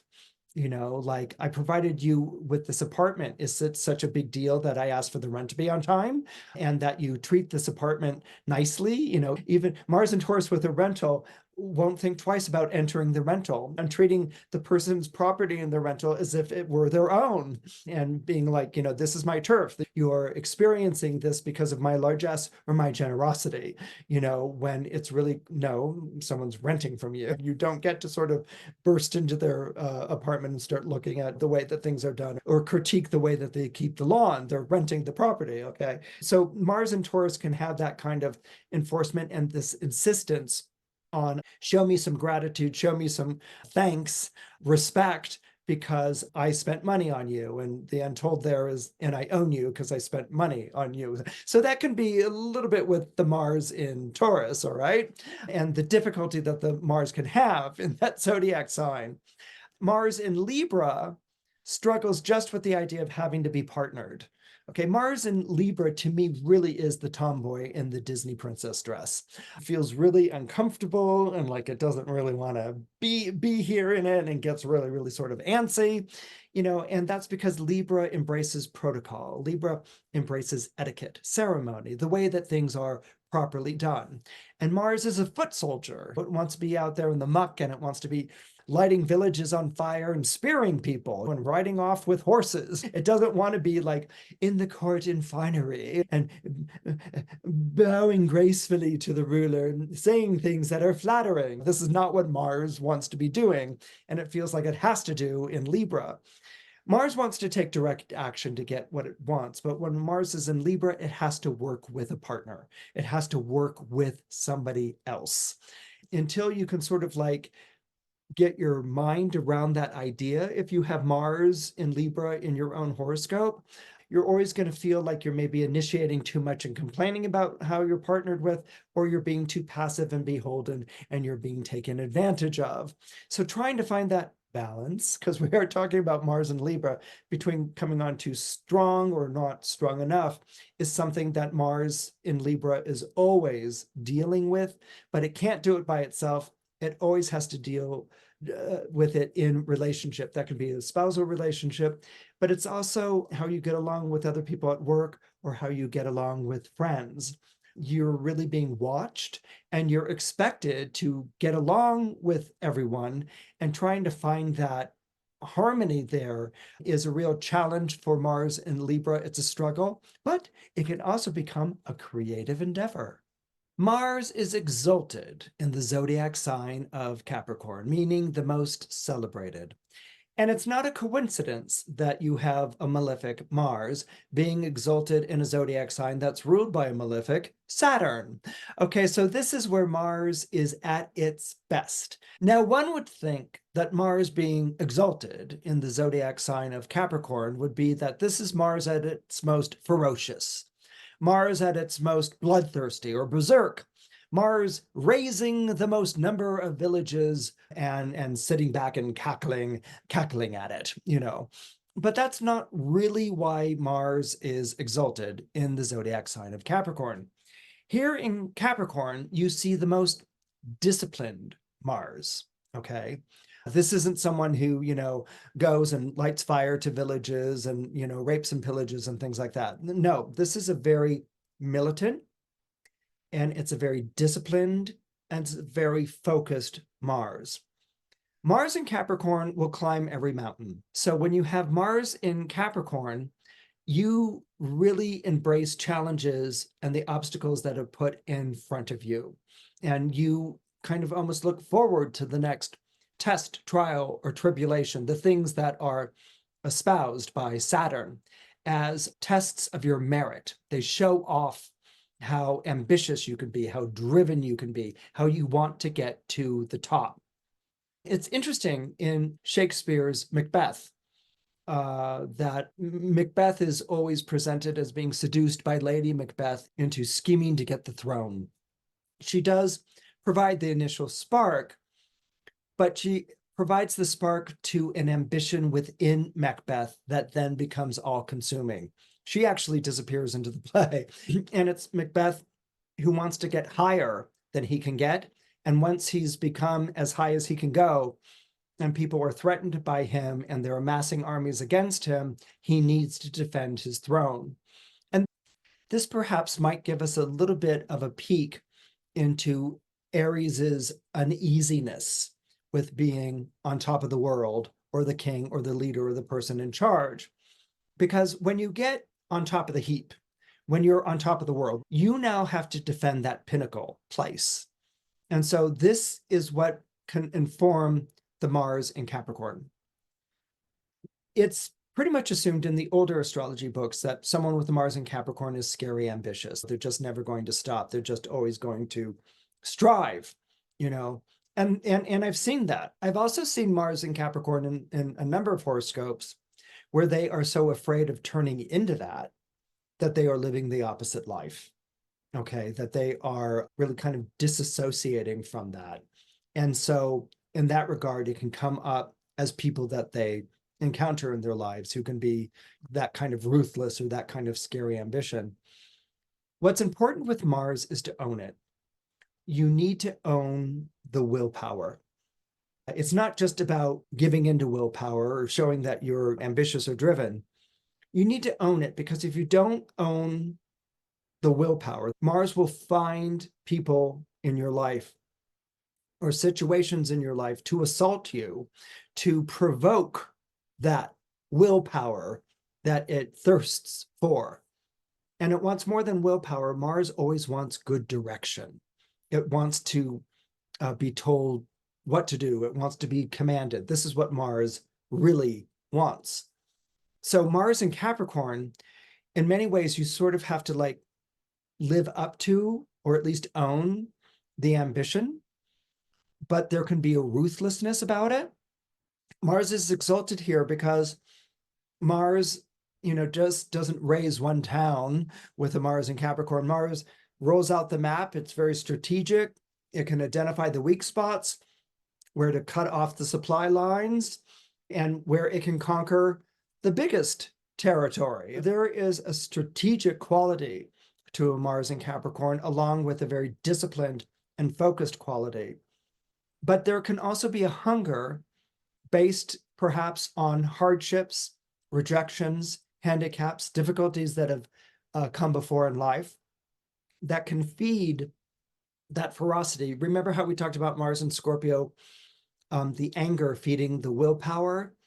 The rejection with a Mars in Capricorn can feed the getting back at, or proving, or even overthrowing. That can be fed by rejection, or having been hurt in that regard, in Saturnian ways, or having been brought up in a very difficult situation where you suffered a lot, and now you're going to exact that on other people. Those can be things that can come out with a Mars in Capricorn. Mars in Capricorn has a love of old things, and that could be antiques and relics to old teachings.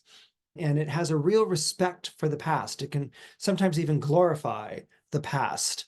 Certainly, if the discipline was harder in the past. Mars in Capricorn will glorify anything that's really hard to do, that really, makes you really struggle, blood, sweat, and tears. You aren't going to just master one language, you're going to master 13 or something like that, and enjoys that. It kind of gets off on that, But the important thing with Mars in Capricorn to watch out for is you can get competitive with the younger generation, or the people who are following behind you. It's the old king on the throne who won't give it up paradox. And so Mars in Capricorn can sort of jealously guard the throne or the title or what they have, and they're not going to participate in succession or giving it up to anyone that's younger.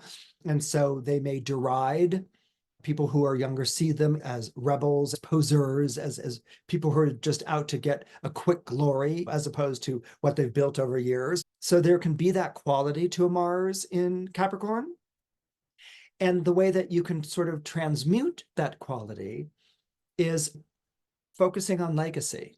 What do you want to leave behind from your accomplishment? Do you want it to be where you overstayed your welcome as president or governor or king and people had to just throw you out because you're like this old person who just wouldn't move on? Do you create a legacy? Do you bring in people younger and share your knowledge and what you do and pass that on to the next generation? That can be a really beautiful quality of a Mars in Capricorn, and something that you might want to embrace with that planet, with that Mars in such an exalted position. Mars is in fall in the zodiac sign of Cancer. That's because, technically speaking, Cancer is the zodiac sign that's opposite Capricorn. But where you see Mars being in fall, and we talked about the resistance to being moved, because Mars moves or tells you to move out of the way. Mars in Cancer can have a soft spot. We often talk about the hard shell of Cancer protecting its soft and tender underbelly. But that's not really the reason Mars is in fall in Cancer. Think of Aries where it's at home, okay? Aries butts heads. You know, it's named after the ram. It butts heads. It comes right at you after what it wants. Mars is exalted in the zodiac sign of Capricorn. What does it do? It climbs up. It's got one place that it's going, and it's up, and it climbs up.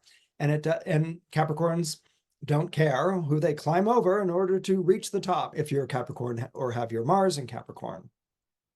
So we're talking about direct approach. Aries is right at you and Capricorn is up. I'm going up. I'm going to climb up to the top, climb every mountain. Cancer, named after the crab, crabs don't approach things directly. Crabs famously go to the side. They tuck under rocks. They burrow down into the ground in some places, and they burrow down into the sand in others. So there's a lot of hiding. There's a lot of circling. There's a lot of concealing, which is connected to the crab. This is not the direct approach that we expect from a Mars. So what can happen with a Mars in Cancer is that it can sort of get turned around in a way. It wants to approach things directly. That's what Mars does. But Cancer doesn't approach things directly. It approaches things circuitously. It does a circle around something and then it gradually circles in until it gets what it wants, usually from an unexpected angle or position. That's where it seizes its prey. So there's a lot of camouflage. There's a lot of blending into the background. It's interesting to see Cancer and Leo together. Leos are the lion at the top of the food chain, and crabs are the lowest. They're usually feel like everyone looks at them and they see food, lunch, meal, lobster claws, crab rolls, yummy. So Cancers are very sensitive to being preyed upon. So what we see with a Mars in Cancer is the word, or what we'll often hear as a phrase from Mars in Cancer is, I can't do it. I'm not up to it. I'm not right for this. I can't. I'm going to push myself. I'm going to get disappointed, and I'm just not going to go through that again. So there's a lot of I can'ts. I'm not prepared for this. This is something that's moving me into unfamiliar ground, into uncomfortable territory, and I'm going to reject it before it rejects me. I'm going to retreat before I am chased into a retreat. I can't do it. And so this can become like this could become the motto of Mars in Cancer. It's the most turned around Mars.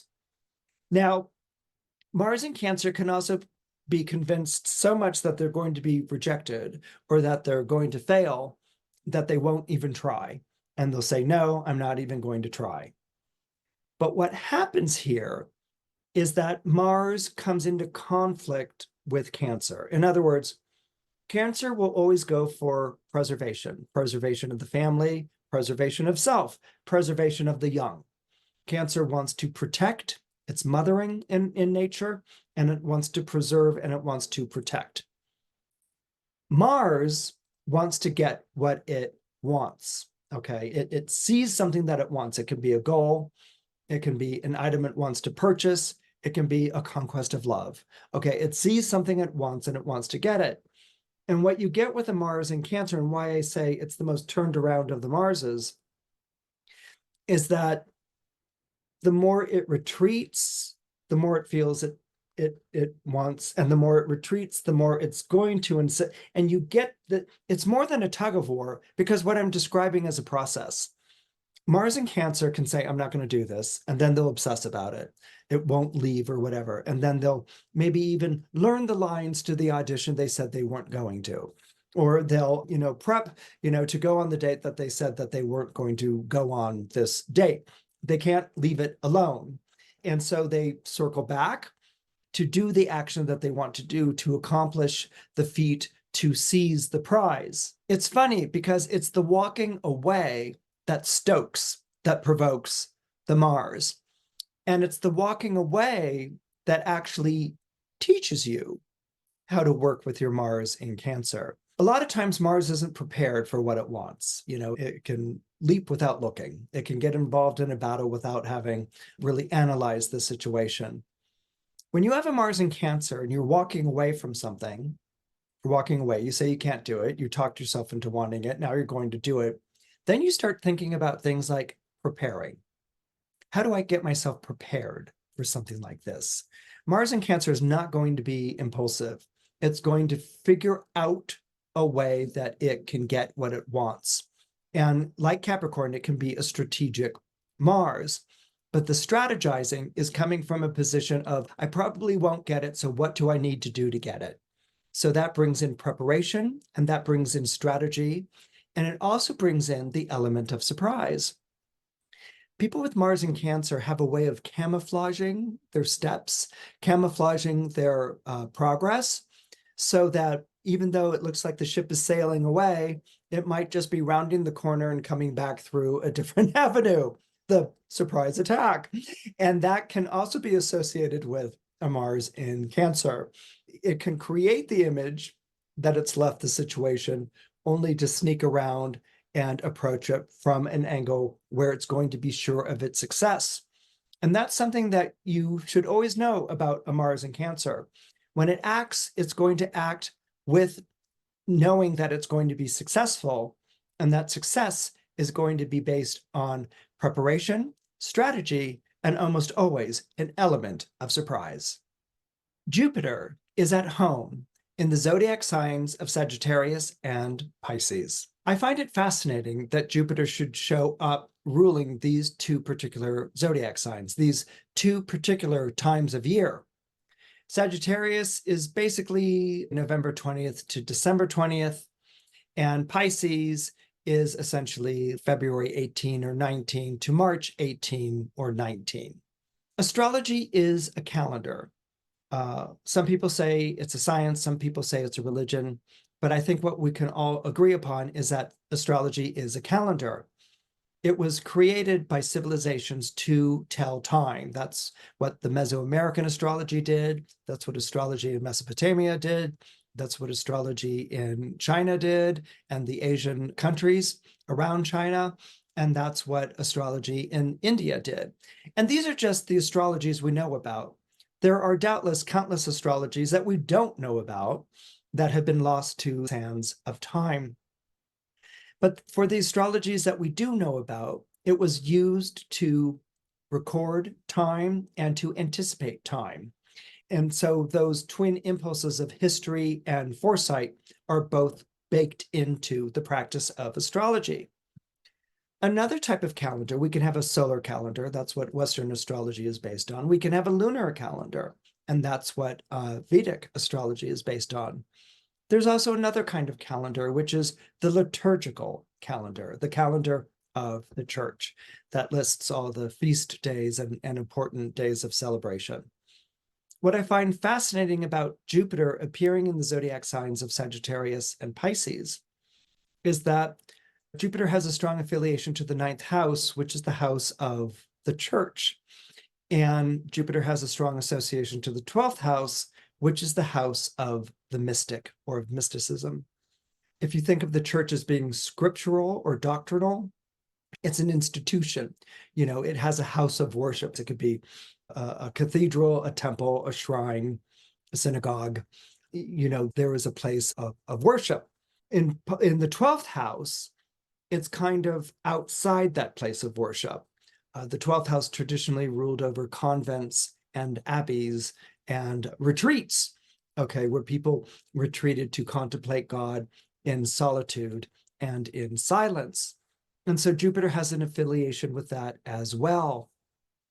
What I find fascinating about Jupiter ruling Sagittarius and Jupiter ruling Pisces is that Sagittarius, if you think about those dates I just listed to you, in the Catholic calendar, at least, this is the season of Advent.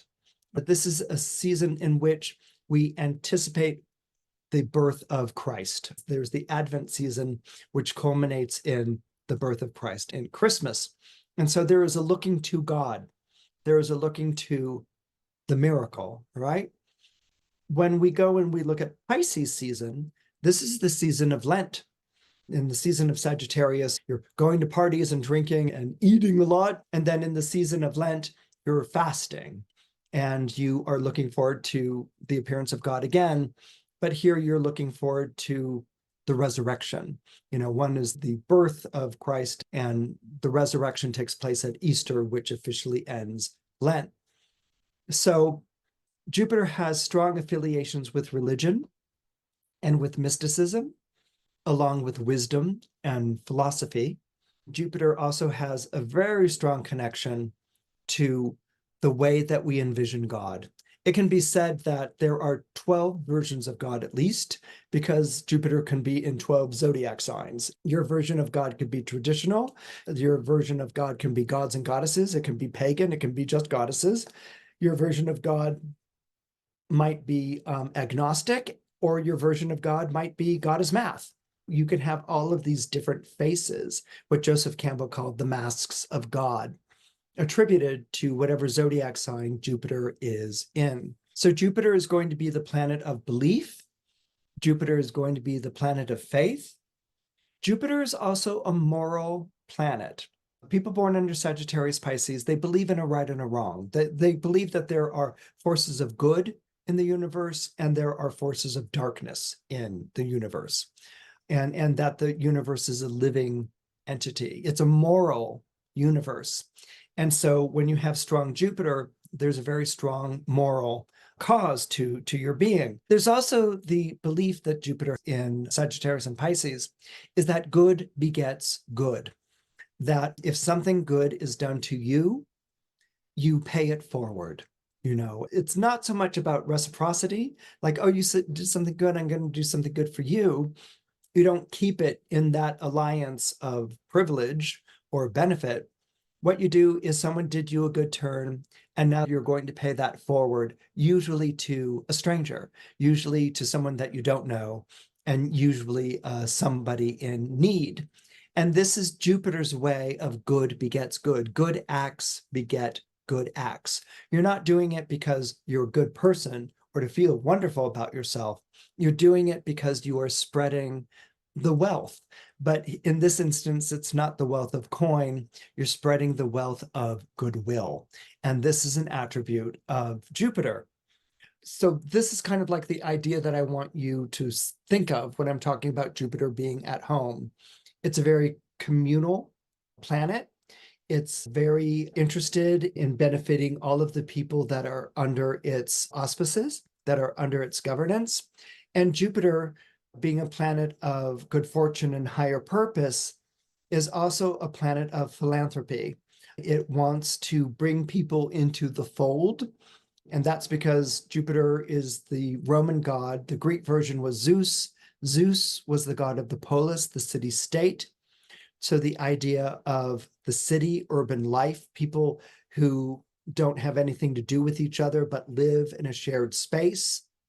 How do you benefit society? This is very much part of the Jupiterian ethos. So it's very global in its thinking. It wants to be global in its reach. It's very governing. And it also wants to welcome, and it wants to listen to disparate voices, to eclectic voices, but bring them together in some way in a community. And these are going to be the virtues, the values of Jupiter. Jupiter is in detriment in the zodiac signs of Gemini and Virgo. And I had to think a long time about this. Okay, I'm going to be just candid with you here for a moment, because I was like trying to think, like, how could it be in detriment? How could it be detriment in Virgo and Gemini? Is it because Mercury is ruled more by its curiosity than it is by its faith? Is that is it because Mercury questions things? These Mercury ruled signs question things, and Jupiter is all about belief, and those are some ideas, but why would Jupiter be in detriment? Why would it not be at home in Gemini and Virgo? And so that got me to really thinking. And what it reminded me is of a story written by Mark Twain. And it's a conceit that's repeated to this day. We have lots of films based on this idea where people switch places. And in this story by Mark Twain, it's called The Prince and the Pauper. And it takes place during the rule of Henry VIII. Edward is his son. He's the prince. Edward happens to be parading in London, and he sees this boy who really looks dirty and torn clothes and really kind of like not quite the lowest of the low, but heading there. He sees this boy in the crowd who looks to be his exact age and who happens to look exactly like him. And Edward's maybe about 9 or 12 at the time of this story. So he's a boy, and the other boy, whose name is Tom, is a commoner. And Edward has Tom invited to the palace, to his rooms at the palace, where he could see Tom, and Tom sees Edward and recognizes the same thing. And, it's Parent Trap. It's like, oh, we both look alike, or something like that. It's twins will be twins. And so this is very Gemini, this whole setup here.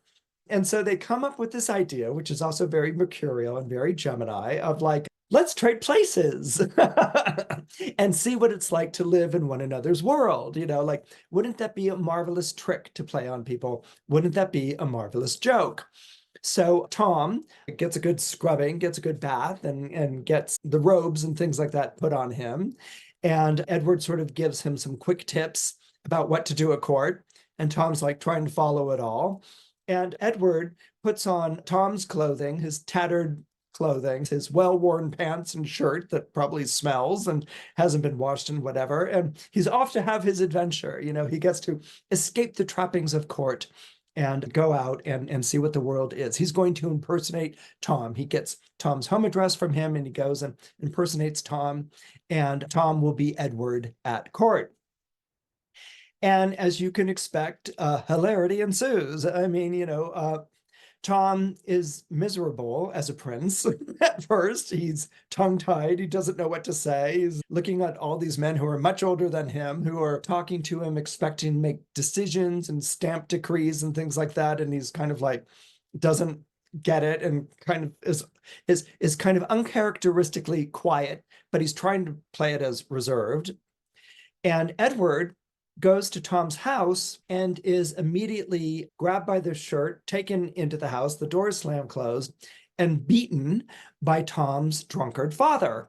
So they've changed one another's stations in life, but they find themselves in completely foreign territory. And what I find fascinating about this is that it's Mercury, it's the switch, it's the change. And where Jupiter may be a planet that symbolizes wisdom and godly attributes and even adventure, it's done in this very sort of larger than life way. And even kind of, it comes from me, it comes from my wisdom, my experience way. And what we have here is very much the Mercury world of the streets, the Mercury world of the game, the switching of the places and finding yourself not in a place of wonder, but in hostile territory. And how do you live by your wits? What happens is that Tom, impersonating Prince Edward, kind of finds his voice, And he sees that there's intrigues at court and people plotting behind the king's back and things like that. And so he has to navigate all of that. But he's also presented with a series of different decisions, policies matters. And what he simply does is that he renders his verdict based on common sense. He's a street kid, so he's a Londoner, low common denominator commoner. And so he just is like, well, this is what I would do, but he, perhaps we, and his solutions are wonderful. I mean, they absolutely capture the imagination and the excitement of the court. They're like, oh, this kid's onto something. He's really, he's actually kind of smarter than I thought he was. Whereas the schemers are like, oh, he's become more dangerous and we have to like take him out. Edward, impersonating Tom, flees his alcoholic father and really experiences London from Tom's point of view. He sees the injustices, he sees the cruelty, and he is horrified by it. He's left the trappings of the court, he's experiencing the street for himself, he's horrified by it, overwhelmed by it even, and doesn't really know how to process it.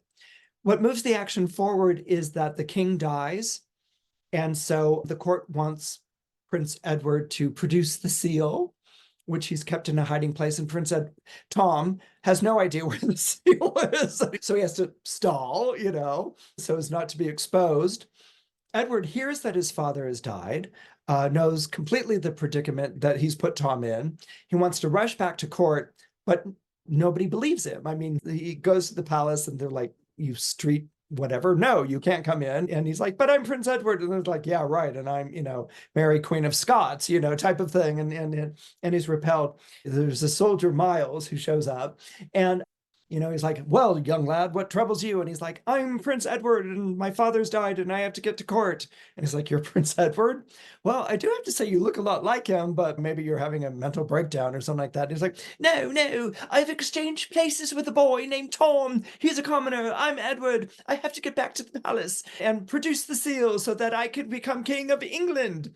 And the soldier Miles is like, yeah, bow before me, show some respect to royalty. And he's like, yeah, right. So Miles goes along with the game and he gets Edward back to court. And Edward, of course, arrives just in time to do the full reveal. And everyone's aghast, surprised, delighted. Some people are laughing. Some people are like, ooh, we're in trouble now. We told this kid too much. How do we take out Tom? Type of thing. And, Miles, the benevolent Jupiterian Earl, the older fellow who as a lark takes this kid back to the castle, but he's his protector and he's his companion and very Jupiterian, but full of good humor and also very protective. Things are rectified. King Edward does become king. He makes Miles an earl and he makes Tom a ward of the king. Okay, so Tom came from miserable circumstances. He's underage, he can't be on his own. And so Edward makes him a ward of the king. So he's been essentially adopted by Edward as his son. Before the story ends, Edward, who has been moved by what he has seen, executes or brings in legislation based on the world according to Tom. He also gets rid of all the evil people who were plotting behind his back that Tom learned and found out about. I think what we get here, or an idea that comes to my mind when I talk about Jupiter and its detriment, Jupiter's taken away from the pulpit. Jupiter leaves the throne. Jupiter leaves these exalted places where you see people who have strong Jupiters exist, these exalted, celebrated places, a podium where people believe what they preach, a microphone where they believe the news they have to share, governance where they have to follow the rules and the laws that have been set about by Jupiter. Jupiter leaves this place in Gemini and Virgo, and it lives a common life, all right? And so people with Jupiter in Virgo or Gemini may feel, I'm better than this, or I'm meant for something more than this. That pull to something bigger and better is always going to be connected to Jupiter. But at the same time, these are people who bring their day-to-day life experience into their sacredness. They learn the truths, the virtues, the morals in the arena of day-to-day life. So this wisdom doesn't come from books. This wisdom doesn't come from sacred texts. This wisdom doesn't come from ivory towers of knowledge. This wisdom doesn't come from what's been passed down through the generations or privilege. This is wisdom that is tested on the streets. It's tested in the normal day-to-day life. And I think it's this experience in the common places. It's this experience that informs the wisdom of people who have their Jupiter here, gets them to see the sacred in the profane. It gets them to see what's special in the typical. And so their virtues, their moral life is informed by being with other people who don't have it so good or who don't have it so great. And so this becomes the seeds of them begetting good. It's done in the typical acts, the day-to-day exchanges.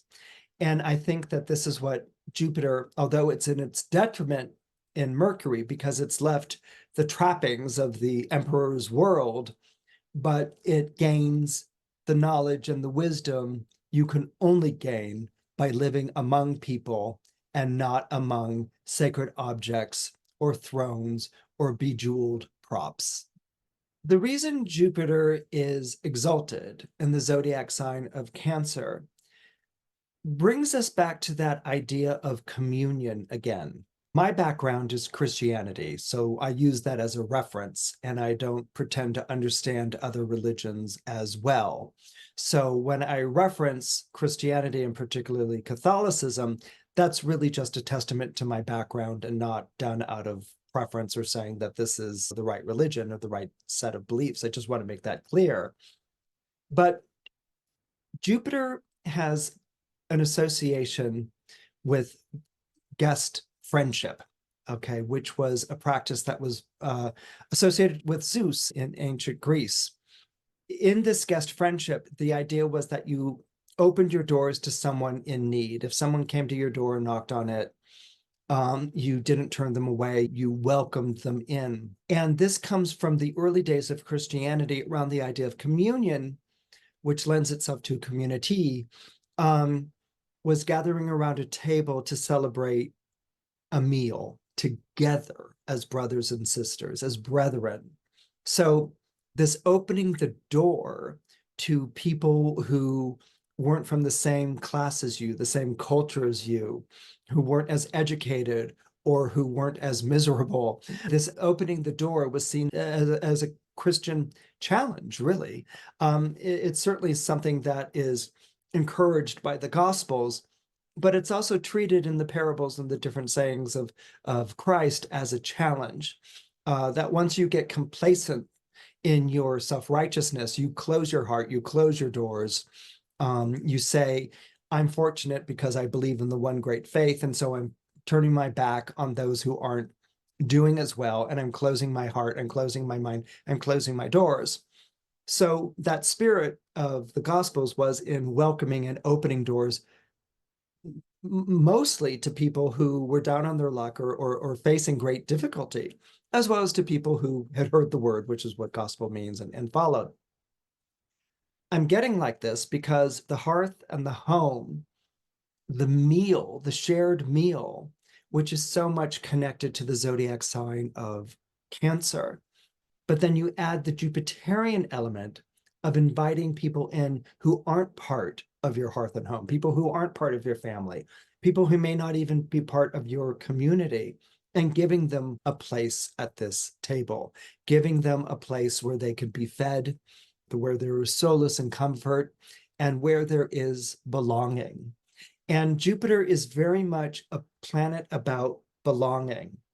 It is made up of its disparate peoples, its disparate voices, but instead of cacophony, Jupiter, through its benevolent governance of charity and philanthropy and just sheer wonder at how people from different cultures live and eat, Jupiter really celebrates eclecticism, all the things that are different about people, all the different images of people that reflect the image of God. And so this really comes together with Jupiter in Cancer. Now, this isn't to say that Jupiter and Cancers are going to go off and become missionaries or something along those lines, but that impulse to open the door, to welcome the stranger, to see life from a place of protection and abundance.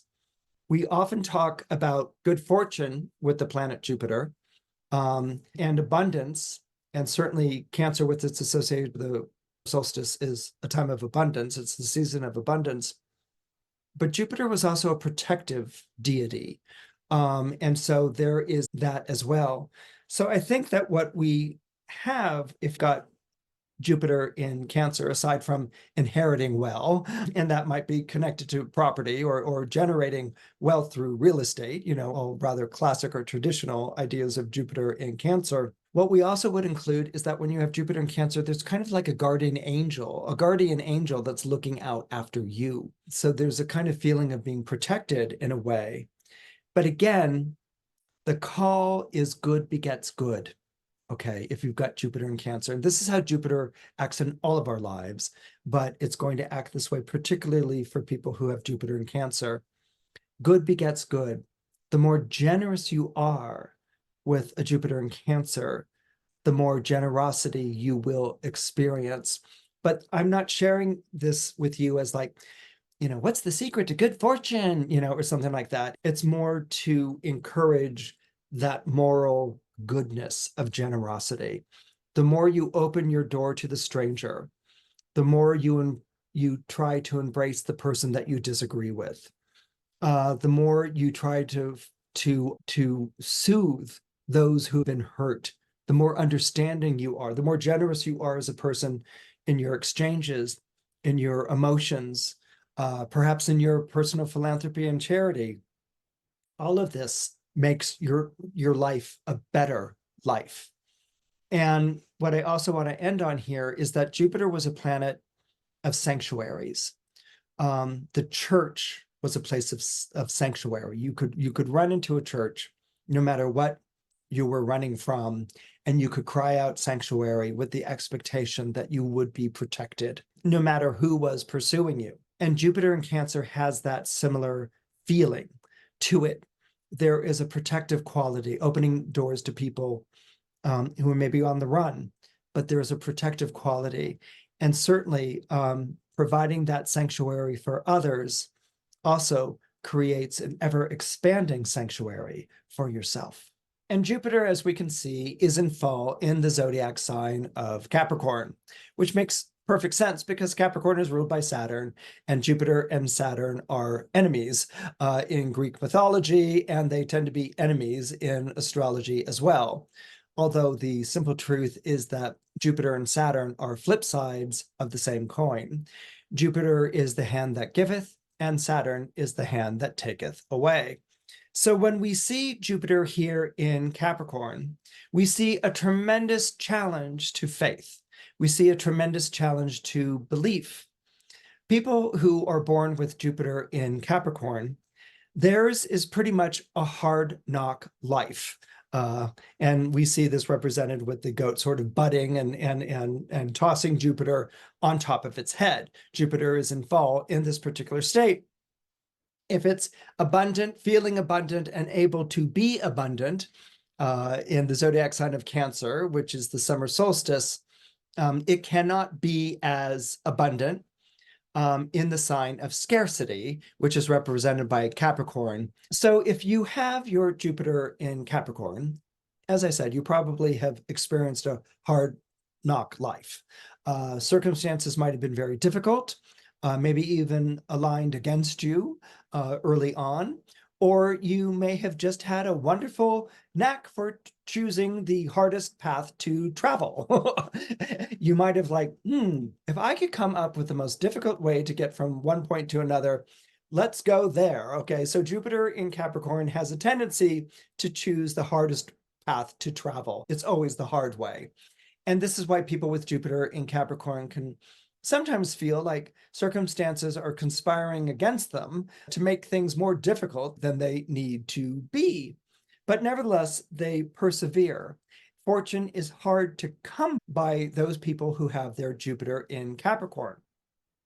Now, Jupiter in Capricorn shows up a lot in the charts of people who've experienced rags to riches.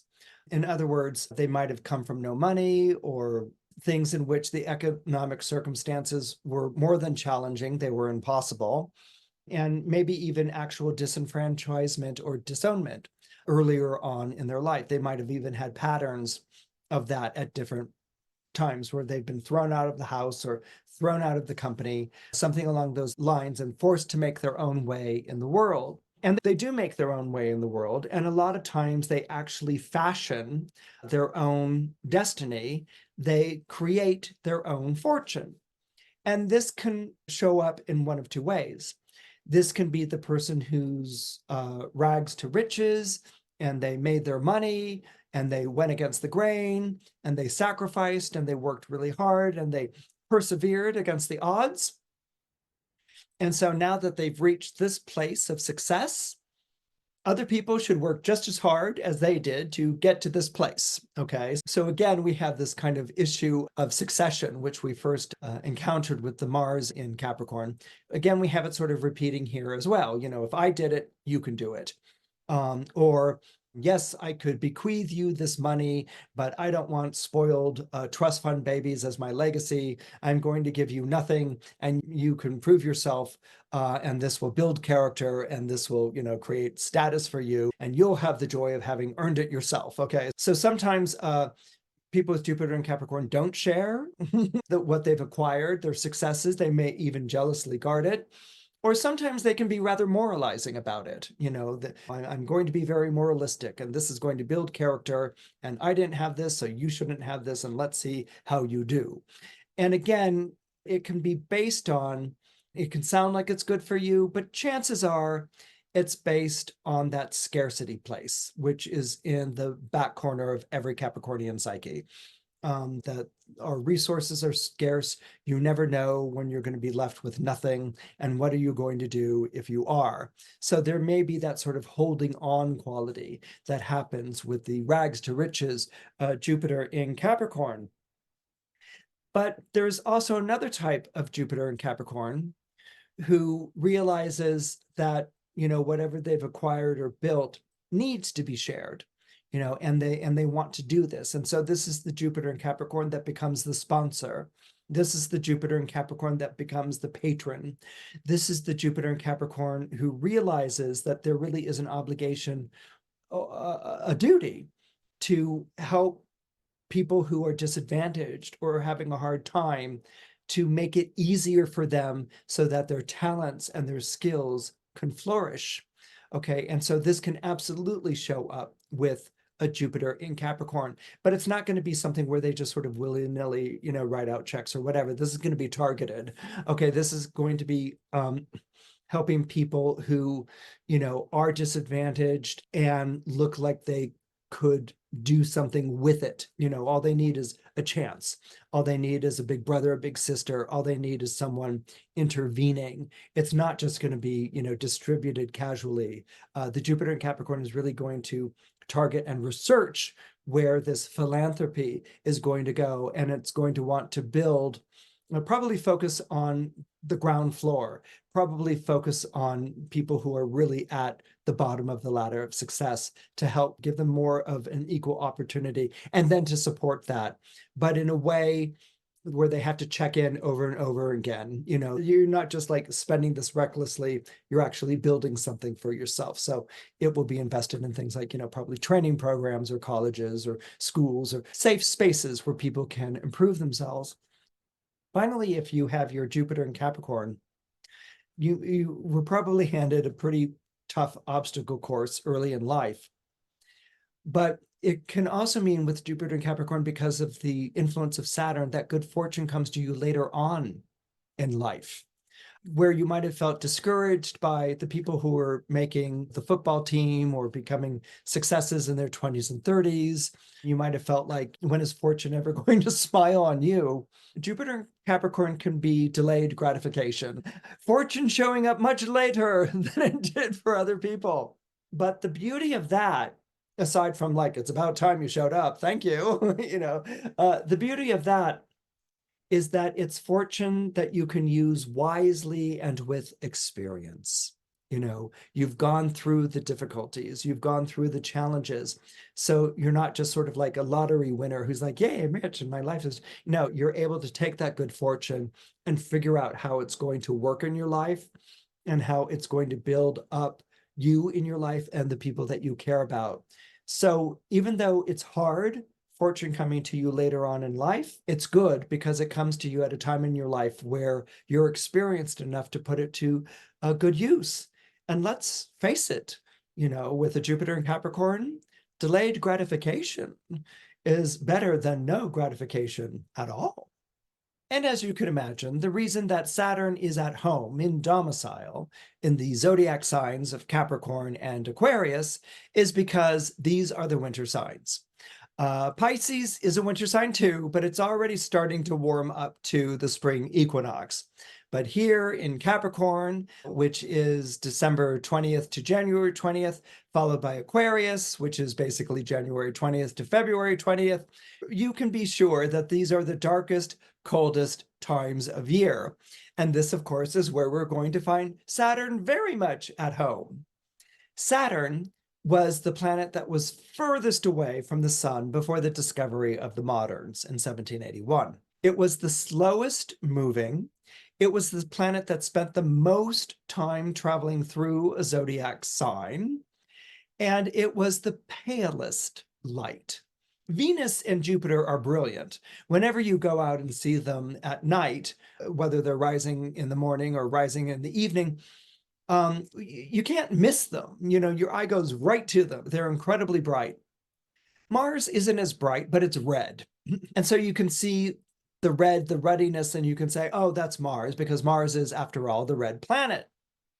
Saturn is easy to mistake because its light is very dull, it's very slow, it hangs out next to a constellation, and you can sort of mistake it as being a star in that constellation. Oftentimes you can find Saturn by knowing what zodiac sign it's in, so you can find that sign in the sky. Then you'll see Saturn right there. Also, Saturn next to the moon can also identify Saturn rather quickly. So this is the slow-moving light, and this is the pale light. This describes Saturn's temperament, which is slow, old, remote, dark, and cold. Okay, these are all the attributes that we see associated with the planet Saturn. And these are attributes that we also see show up in Capricorn and Aquarius. Whether it's Capricorn's crankiness, or it's Aquarius's, Mr. Spock cold aloofness, that's not logical. These are the Saturn qualities that we can see show up in both zodiac signs. This is why Saturn is at home.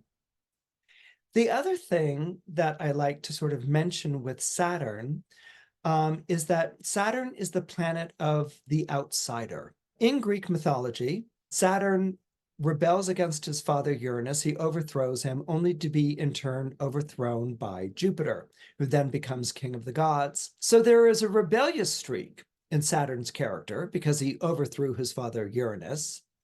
But then there's an exiled aspect to his character as well. Saturn is overthrown by his son Jupiter. Jupiter can't put his father to death, which is what would happen when people typically overthrew kings and kingdoms, is that they would put the rulers and the ruling elite to death.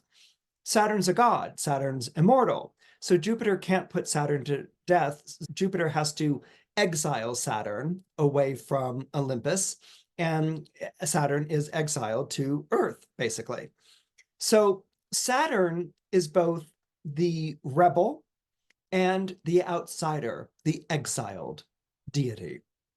And these qualities very much show up in Aquarius and Capricorn. Now, we're used to seeing it in Aquarius because Aquarius is always portrayed as being a rebel and revolutionary and a bit of a rabble-rouser. Where we're not so used to seeing it is in Capricorn. For some mysterious reason, in recent generations of astrology, Capricorns and Saturn are connected to, old cronyism and ruling elites and CEOs and, corrupt business people and all these sorts of things, which is rather odd, because that's not traditionally how Saturn was seen. Saturn was regarded as the patron planet of exiles, of people that had been disenfranchised, people who had lost the war, people who had lost the battle. Saturn was the patron planet of slaves.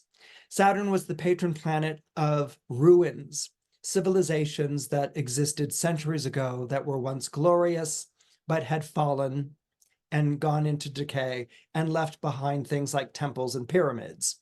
So there was something associated to ruins and to being ruinous, all connected to Saturn.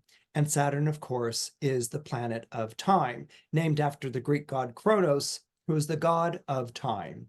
We are all born into time. That's when our stopwatch starts. That's our lifespan.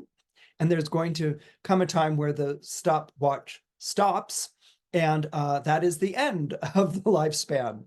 So Saturn has its connection to fate in that we are all fated to pass away at some point, and that we will face the end of the road at some point in our lives. And so that's where fate and fatalism and the pessimism becomes connected to Saturn. Many different societies depicted time as ravenous, hungry, time eating its own children. We're born into the world and then we are eaten by time as we grow old and decay. And that was to parallel, of course, Saturn eating his own children. So this is where Saturn kind of gained its dark character. It's almost villainous character. It was sometimes painted as covetous, not only penny pinching and miserly, but it was also covetous and envious of anything that was bright and beautiful. This is what beautiful people at the high school cafeteria have to tell themselves when they're looking at the kids in their goth makeup or wearing their dark jackets and dark looks. And they're just like, oh, they're not like us, those goth kids, those Saturn kids. So Saturn always, people with strong Saturn in their charts feel like they don't belong, feel that they don't fit in, feel in some way exiled or prohibited from joining like everyone else can. If you remember, Rudolph is forbidden to join in the reindeer games. Okay, so rejection plays a very, very strong role with Saturn, but also the certainty that we will all come to bow before Saturn in the end also plays a very strong role with Saturn. So Saturn, we know, is a planet of teaching. And Saturn is indeed a teacher, not a tyrant. And Saturn is a builder and not a destroyer. When Saturn is exiled to live on Earth by Jupiter, it is Saturn who teaches humanity, people who have also been exiled, okay, humanity, which is basically a group of perishable goods living on Earth. Saturn was the one who taught people how to farm. And indeed, in Roman culture, Saturn is the god, the patron deity of agriculture. Somebody had to teach people how to, dig and plant seeds and take a scythe and harvest. And this was all Saturn. Saturn is the god who taught mankind how to live on a perishable world. Things can suddenly go wrong, and how to survive and how to create a civilization here. Okay, this is all given to Saturn. This doesn't come from the gods on high.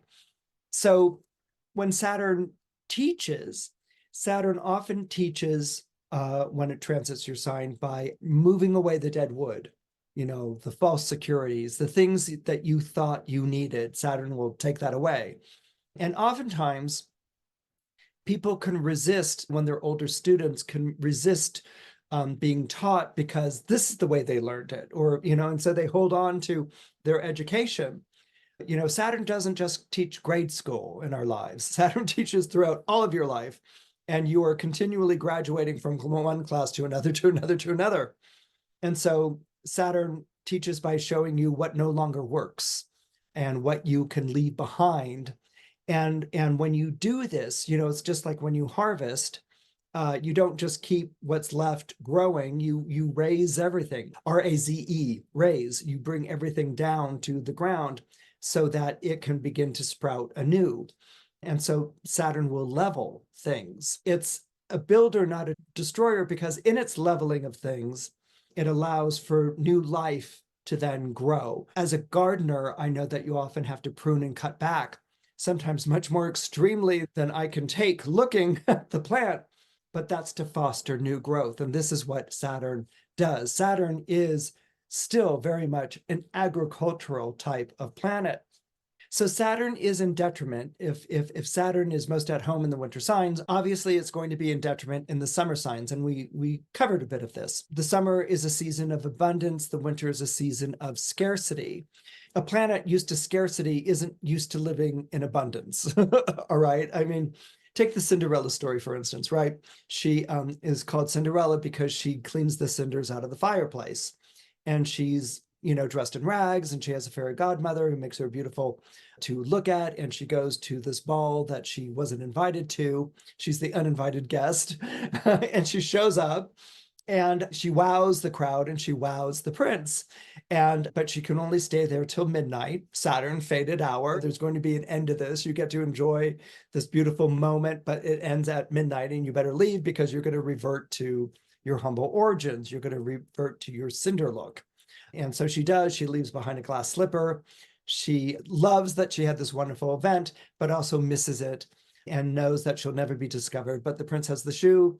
He goes and fits it on everyone, and it only fits her. And she's made the queen, and that's where Cinderella ends. Okay, we're all very happy with the ending of Cinderella. We're like, yay, yay, yay. Cinderella, what a beautiful fairy tale.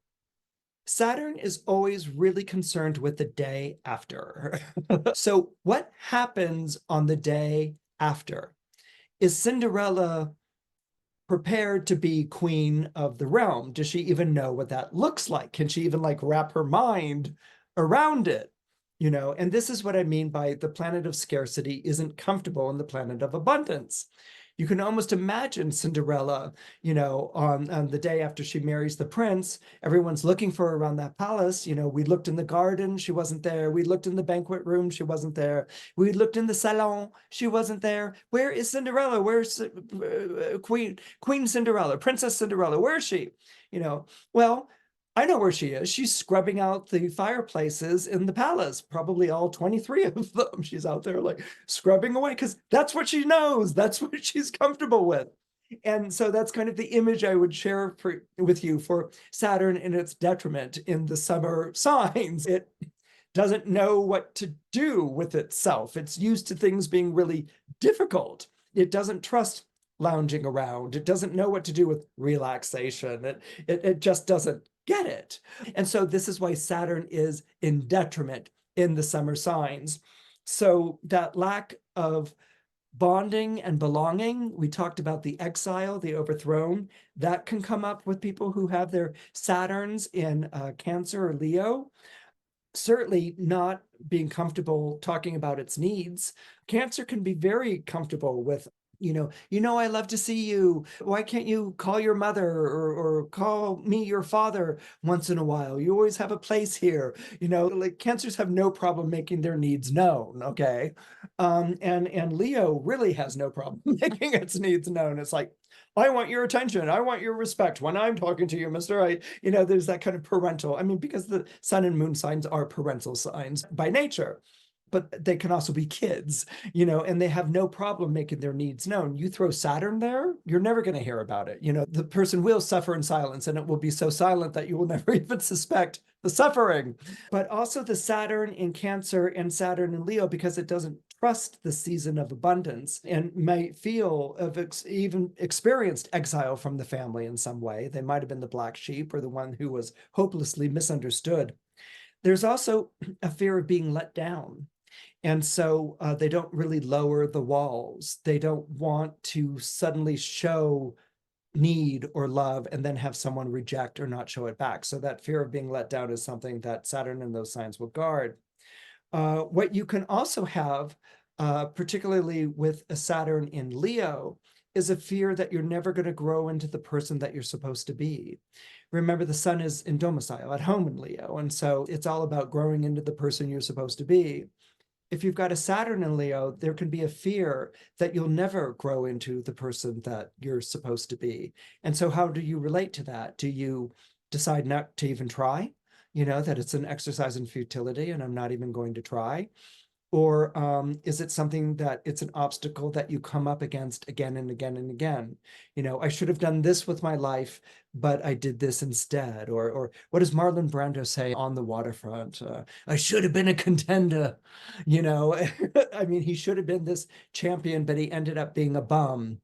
But On the Waterfront is such an extraordinary, beautiful story. We wouldn't have been moved by his story as a champion. On the Waterfront is one of the great American films, and it's because it's the film who should have been a contender and ended up being a bum. So a lot of times when you have Saturn Leo, there's this feeling that you didn't become who you were supposed to be, but you might be missing out on the person you did become, and that person may actually be more memorable.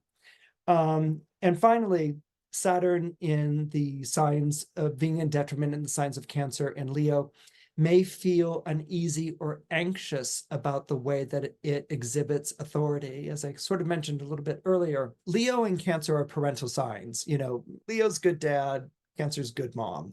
Doesn't mean you had a good dad or a good mom, but if you're born under those signs, you believe that they should have been good.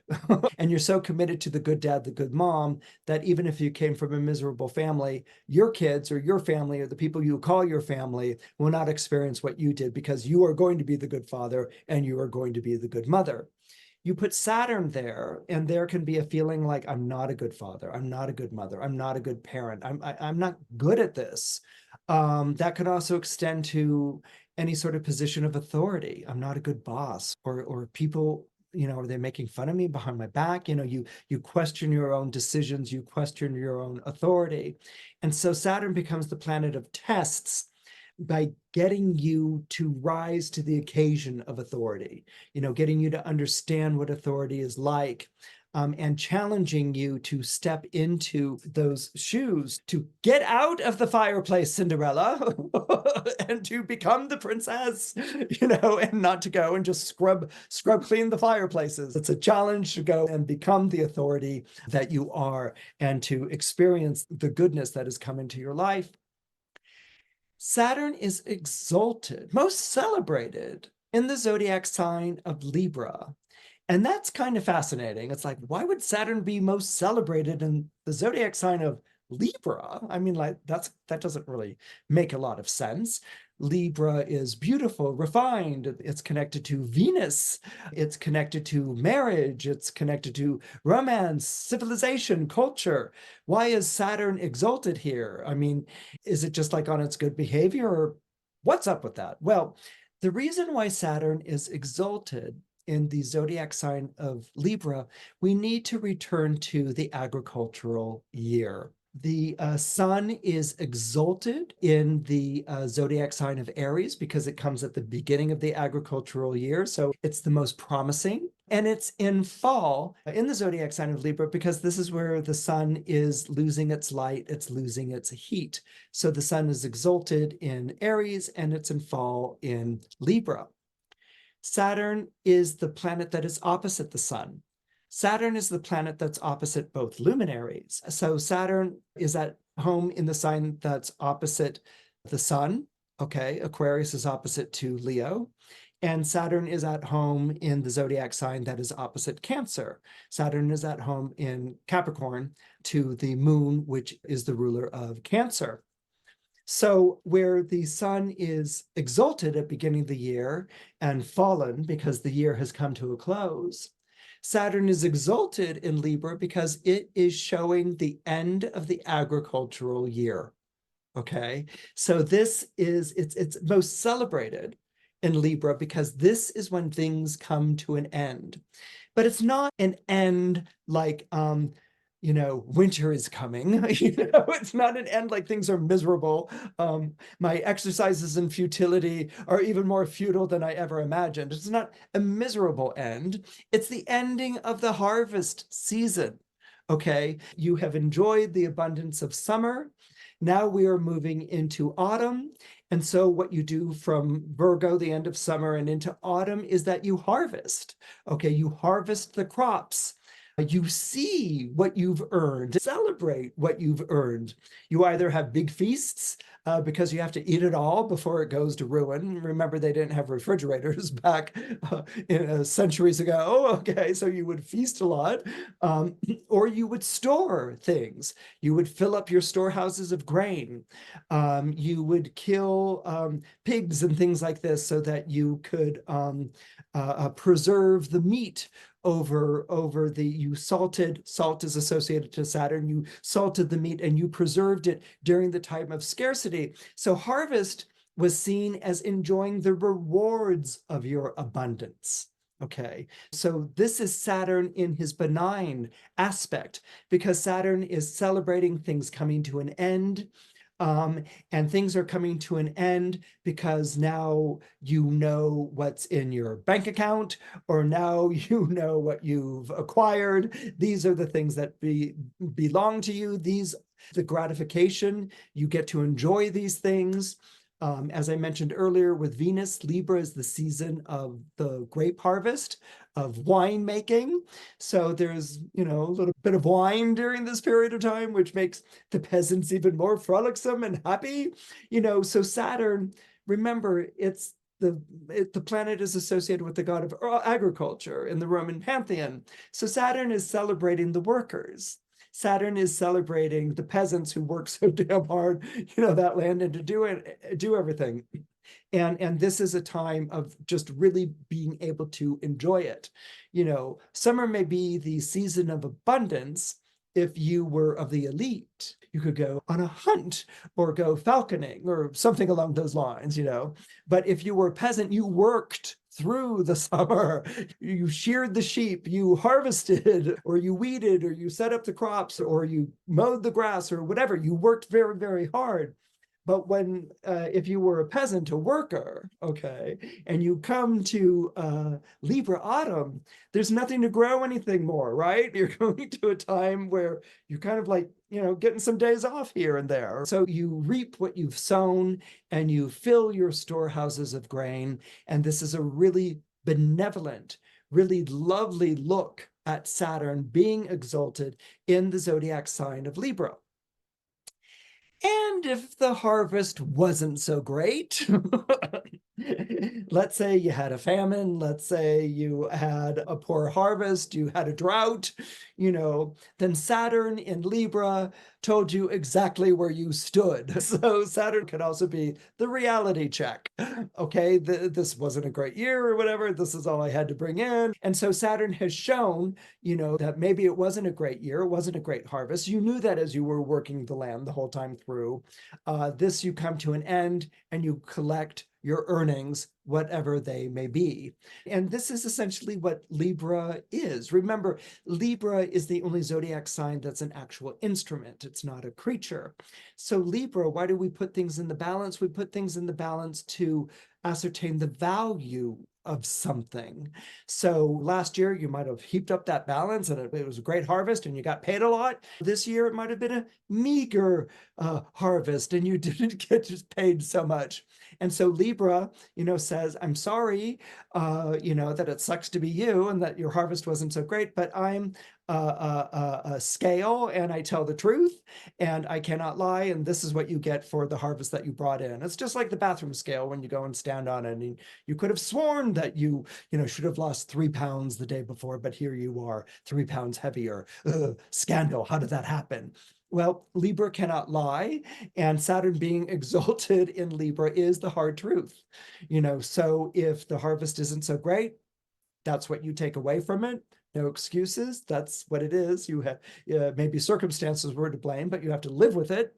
And if the harvest was wonderful, you get to celebrate. So this is why Saturn is in its exaltation. It is rendering the judgment. It is rendering the verdict. It is bringing to an end a time of intense and increased labor and allowing you to live at a more relaxed pace, at least if you were a peasant in medieval France. All right, so Saturn, as you probably already have ascertained, is in its fall in the zodiac sign of Aries. Why is it in its fall in the zodiac sign of Aries? You don't want a planet associated with the winter in a sign that's associated with the spring equinox, okay? It's just like what people fret about or get anxious about with the spring equinox. It's still kind of iffy, are we done with the freezes? You don't want a frost coming in and killing whatever is beginning to emerge. So you try to protect your crops or you try to protect your plants outdoors. And you can be very protective of them during the spring equinox when life is beginning to emerge. It's not all Vivaldi's four seasons with spring and, la-di-da, la-di-da, la-di-da, as it starts. Spring can be very treacherous, and things that are budding and looking beautiful, if there's an early frost, can be dead. And you can be like, oh my goodness, what happened to my flowers? Oh my goodness, what happened to my crop? So Saturn in fall, it's not exuding its influence, which is the wintry influence, so it feels fallen in this way. And you also don't want Saturn there. And Saturn is unclenching the fist that it held over the agricultural year during the winter. It has to unclench the fist and it has to let spring to life. And so it's in fall. How does that translate into your life if you're a person born with Saturn in Aries? You may find that you are slow out of the starting gate. Saturn impedes, it slows the progress of things. Aries is Mars ruled. Mars is in domicile in Aries. Aries wants to be quick and out of the gate, wants to be fast. It's got to be like, we got to be up and going. We got to get this garden going, these plants, these seeds planted, these plants cropped back, weeded out, and get things on the go because spring is going and we have to do this. If you have Saturn in Aries, it may impede your start. You might have been slow to talk as a child. You might have been feeling that you weren't getting things as quickly as the other kids were getting. You might not have felt desired or wanted or like you belonged. You might have preferred your own company. These are all things that can show up with Saturn in Aries. But what it sort of also gets down to is that if you've got Saturn in Aries, you can feel like the race is supposed to begin. The gun goes off, but you're standing at a red light while everyone else got the green light. Okay, so everyone else is racing forward and you're like there looking at this red light and you're not allowed to launch. You're not allowed to race forward because of circumstances or maybe someone inhibiting your ability to progress. So the biggest fear for people born with their Saturn in Aries is that things are over before they began. That the obstacles are too tough. We talk a lot about obstacles and tests and trials and tribulations, but there's a difference between facing an obstacle, a test, a trial, or a tribulation when you're experienced or when you're in good health or when you've seen the world or when you've learned about your talents and skills and are resourceful. There's a difference between facing obstacles and tests and difficulties. When you have a network of friends, there's a difference between facing obstacles, tests, and difficulties at those times in your life versus when you're a kid and just starting out.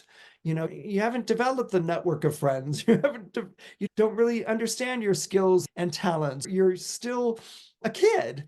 And that's where Saturn and Aries can be really, really rough. The obstacle was too big for you at too young or too fresh or start of a time. Think of a company, give me time, entrepreneurs, give me time to get this up and going, and then I can meet your demands. But if you start hitting me with that right when I'm starting out, it's over before it began. And so this can be something that really, really haunts the Saturn in Aries. So when you have Saturn in Aries, a big thing that you're battling is that fear of it being over before it began, or, is this game rigged against me, or is it just not worth it? And it can sometimes bring about giving up. And it can be hard to not give up. I mean, those circumstances might have been really, really tough. I mean, there's character building, but the character needs to be able to live in order to build. If you wipe out the character at the beginning, there's no character to build. You've got no stamina, no perseverance, no belief if you're quashed too young, too early. And so this is something that people with Saturn in Aries have to struggle with and work out in their lives. One of the things that I've found is that if you've got Saturn in Aries, you're used to things not beginning, but what you can build over time is an endurance. What you can build over time is a perseverance. You can keep going when everyone else has stopped. And so that's why I'd like to say to people who have Saturn in Aries, think more like a marathon runner than a sprinter. In other words, you're in the long game. You're playing the long game. You need to travel the long distance. You can't just race out of the gate and an instant later be running over the finish line in record time and huzzah. It's not going to happen. To think in terms of the long term. You have to think tortoise, not hare. So when you've got Saturn in Aries, you have to really sort of focus on your endurance. You have to focus on your perseverance. You're going to be able to go the distance when you have Saturn in Aries. What you also have with Saturn in Aries is that ability to sort of pour it on when the finish line is in sight. So, and that's where Saturn can actually invoke that Aries energy. It may be like a 2-hour, 3-hour, or whatever marathon, and the finish line is in sight and you're able to pour it on at the last minute. And you might be neck and neck with someone and you're able to pour it on the last minute to come out first. That's where the last kind of becomes the first. If you can sort of wrap your mind around that thinking with the Saturn in Aries, that's always there and available. So remember that when you have Saturn in fall and Aries, your beginnings may be iffy, but the result is always worth it. If you enjoyed what you saw, please press the like button. It helps more than you know. If you could subscribe, that would be wonderful. I've had such a wonderful time visiting with you this week, and I can't wait to get together next time on Christopher Renstrom Astrology.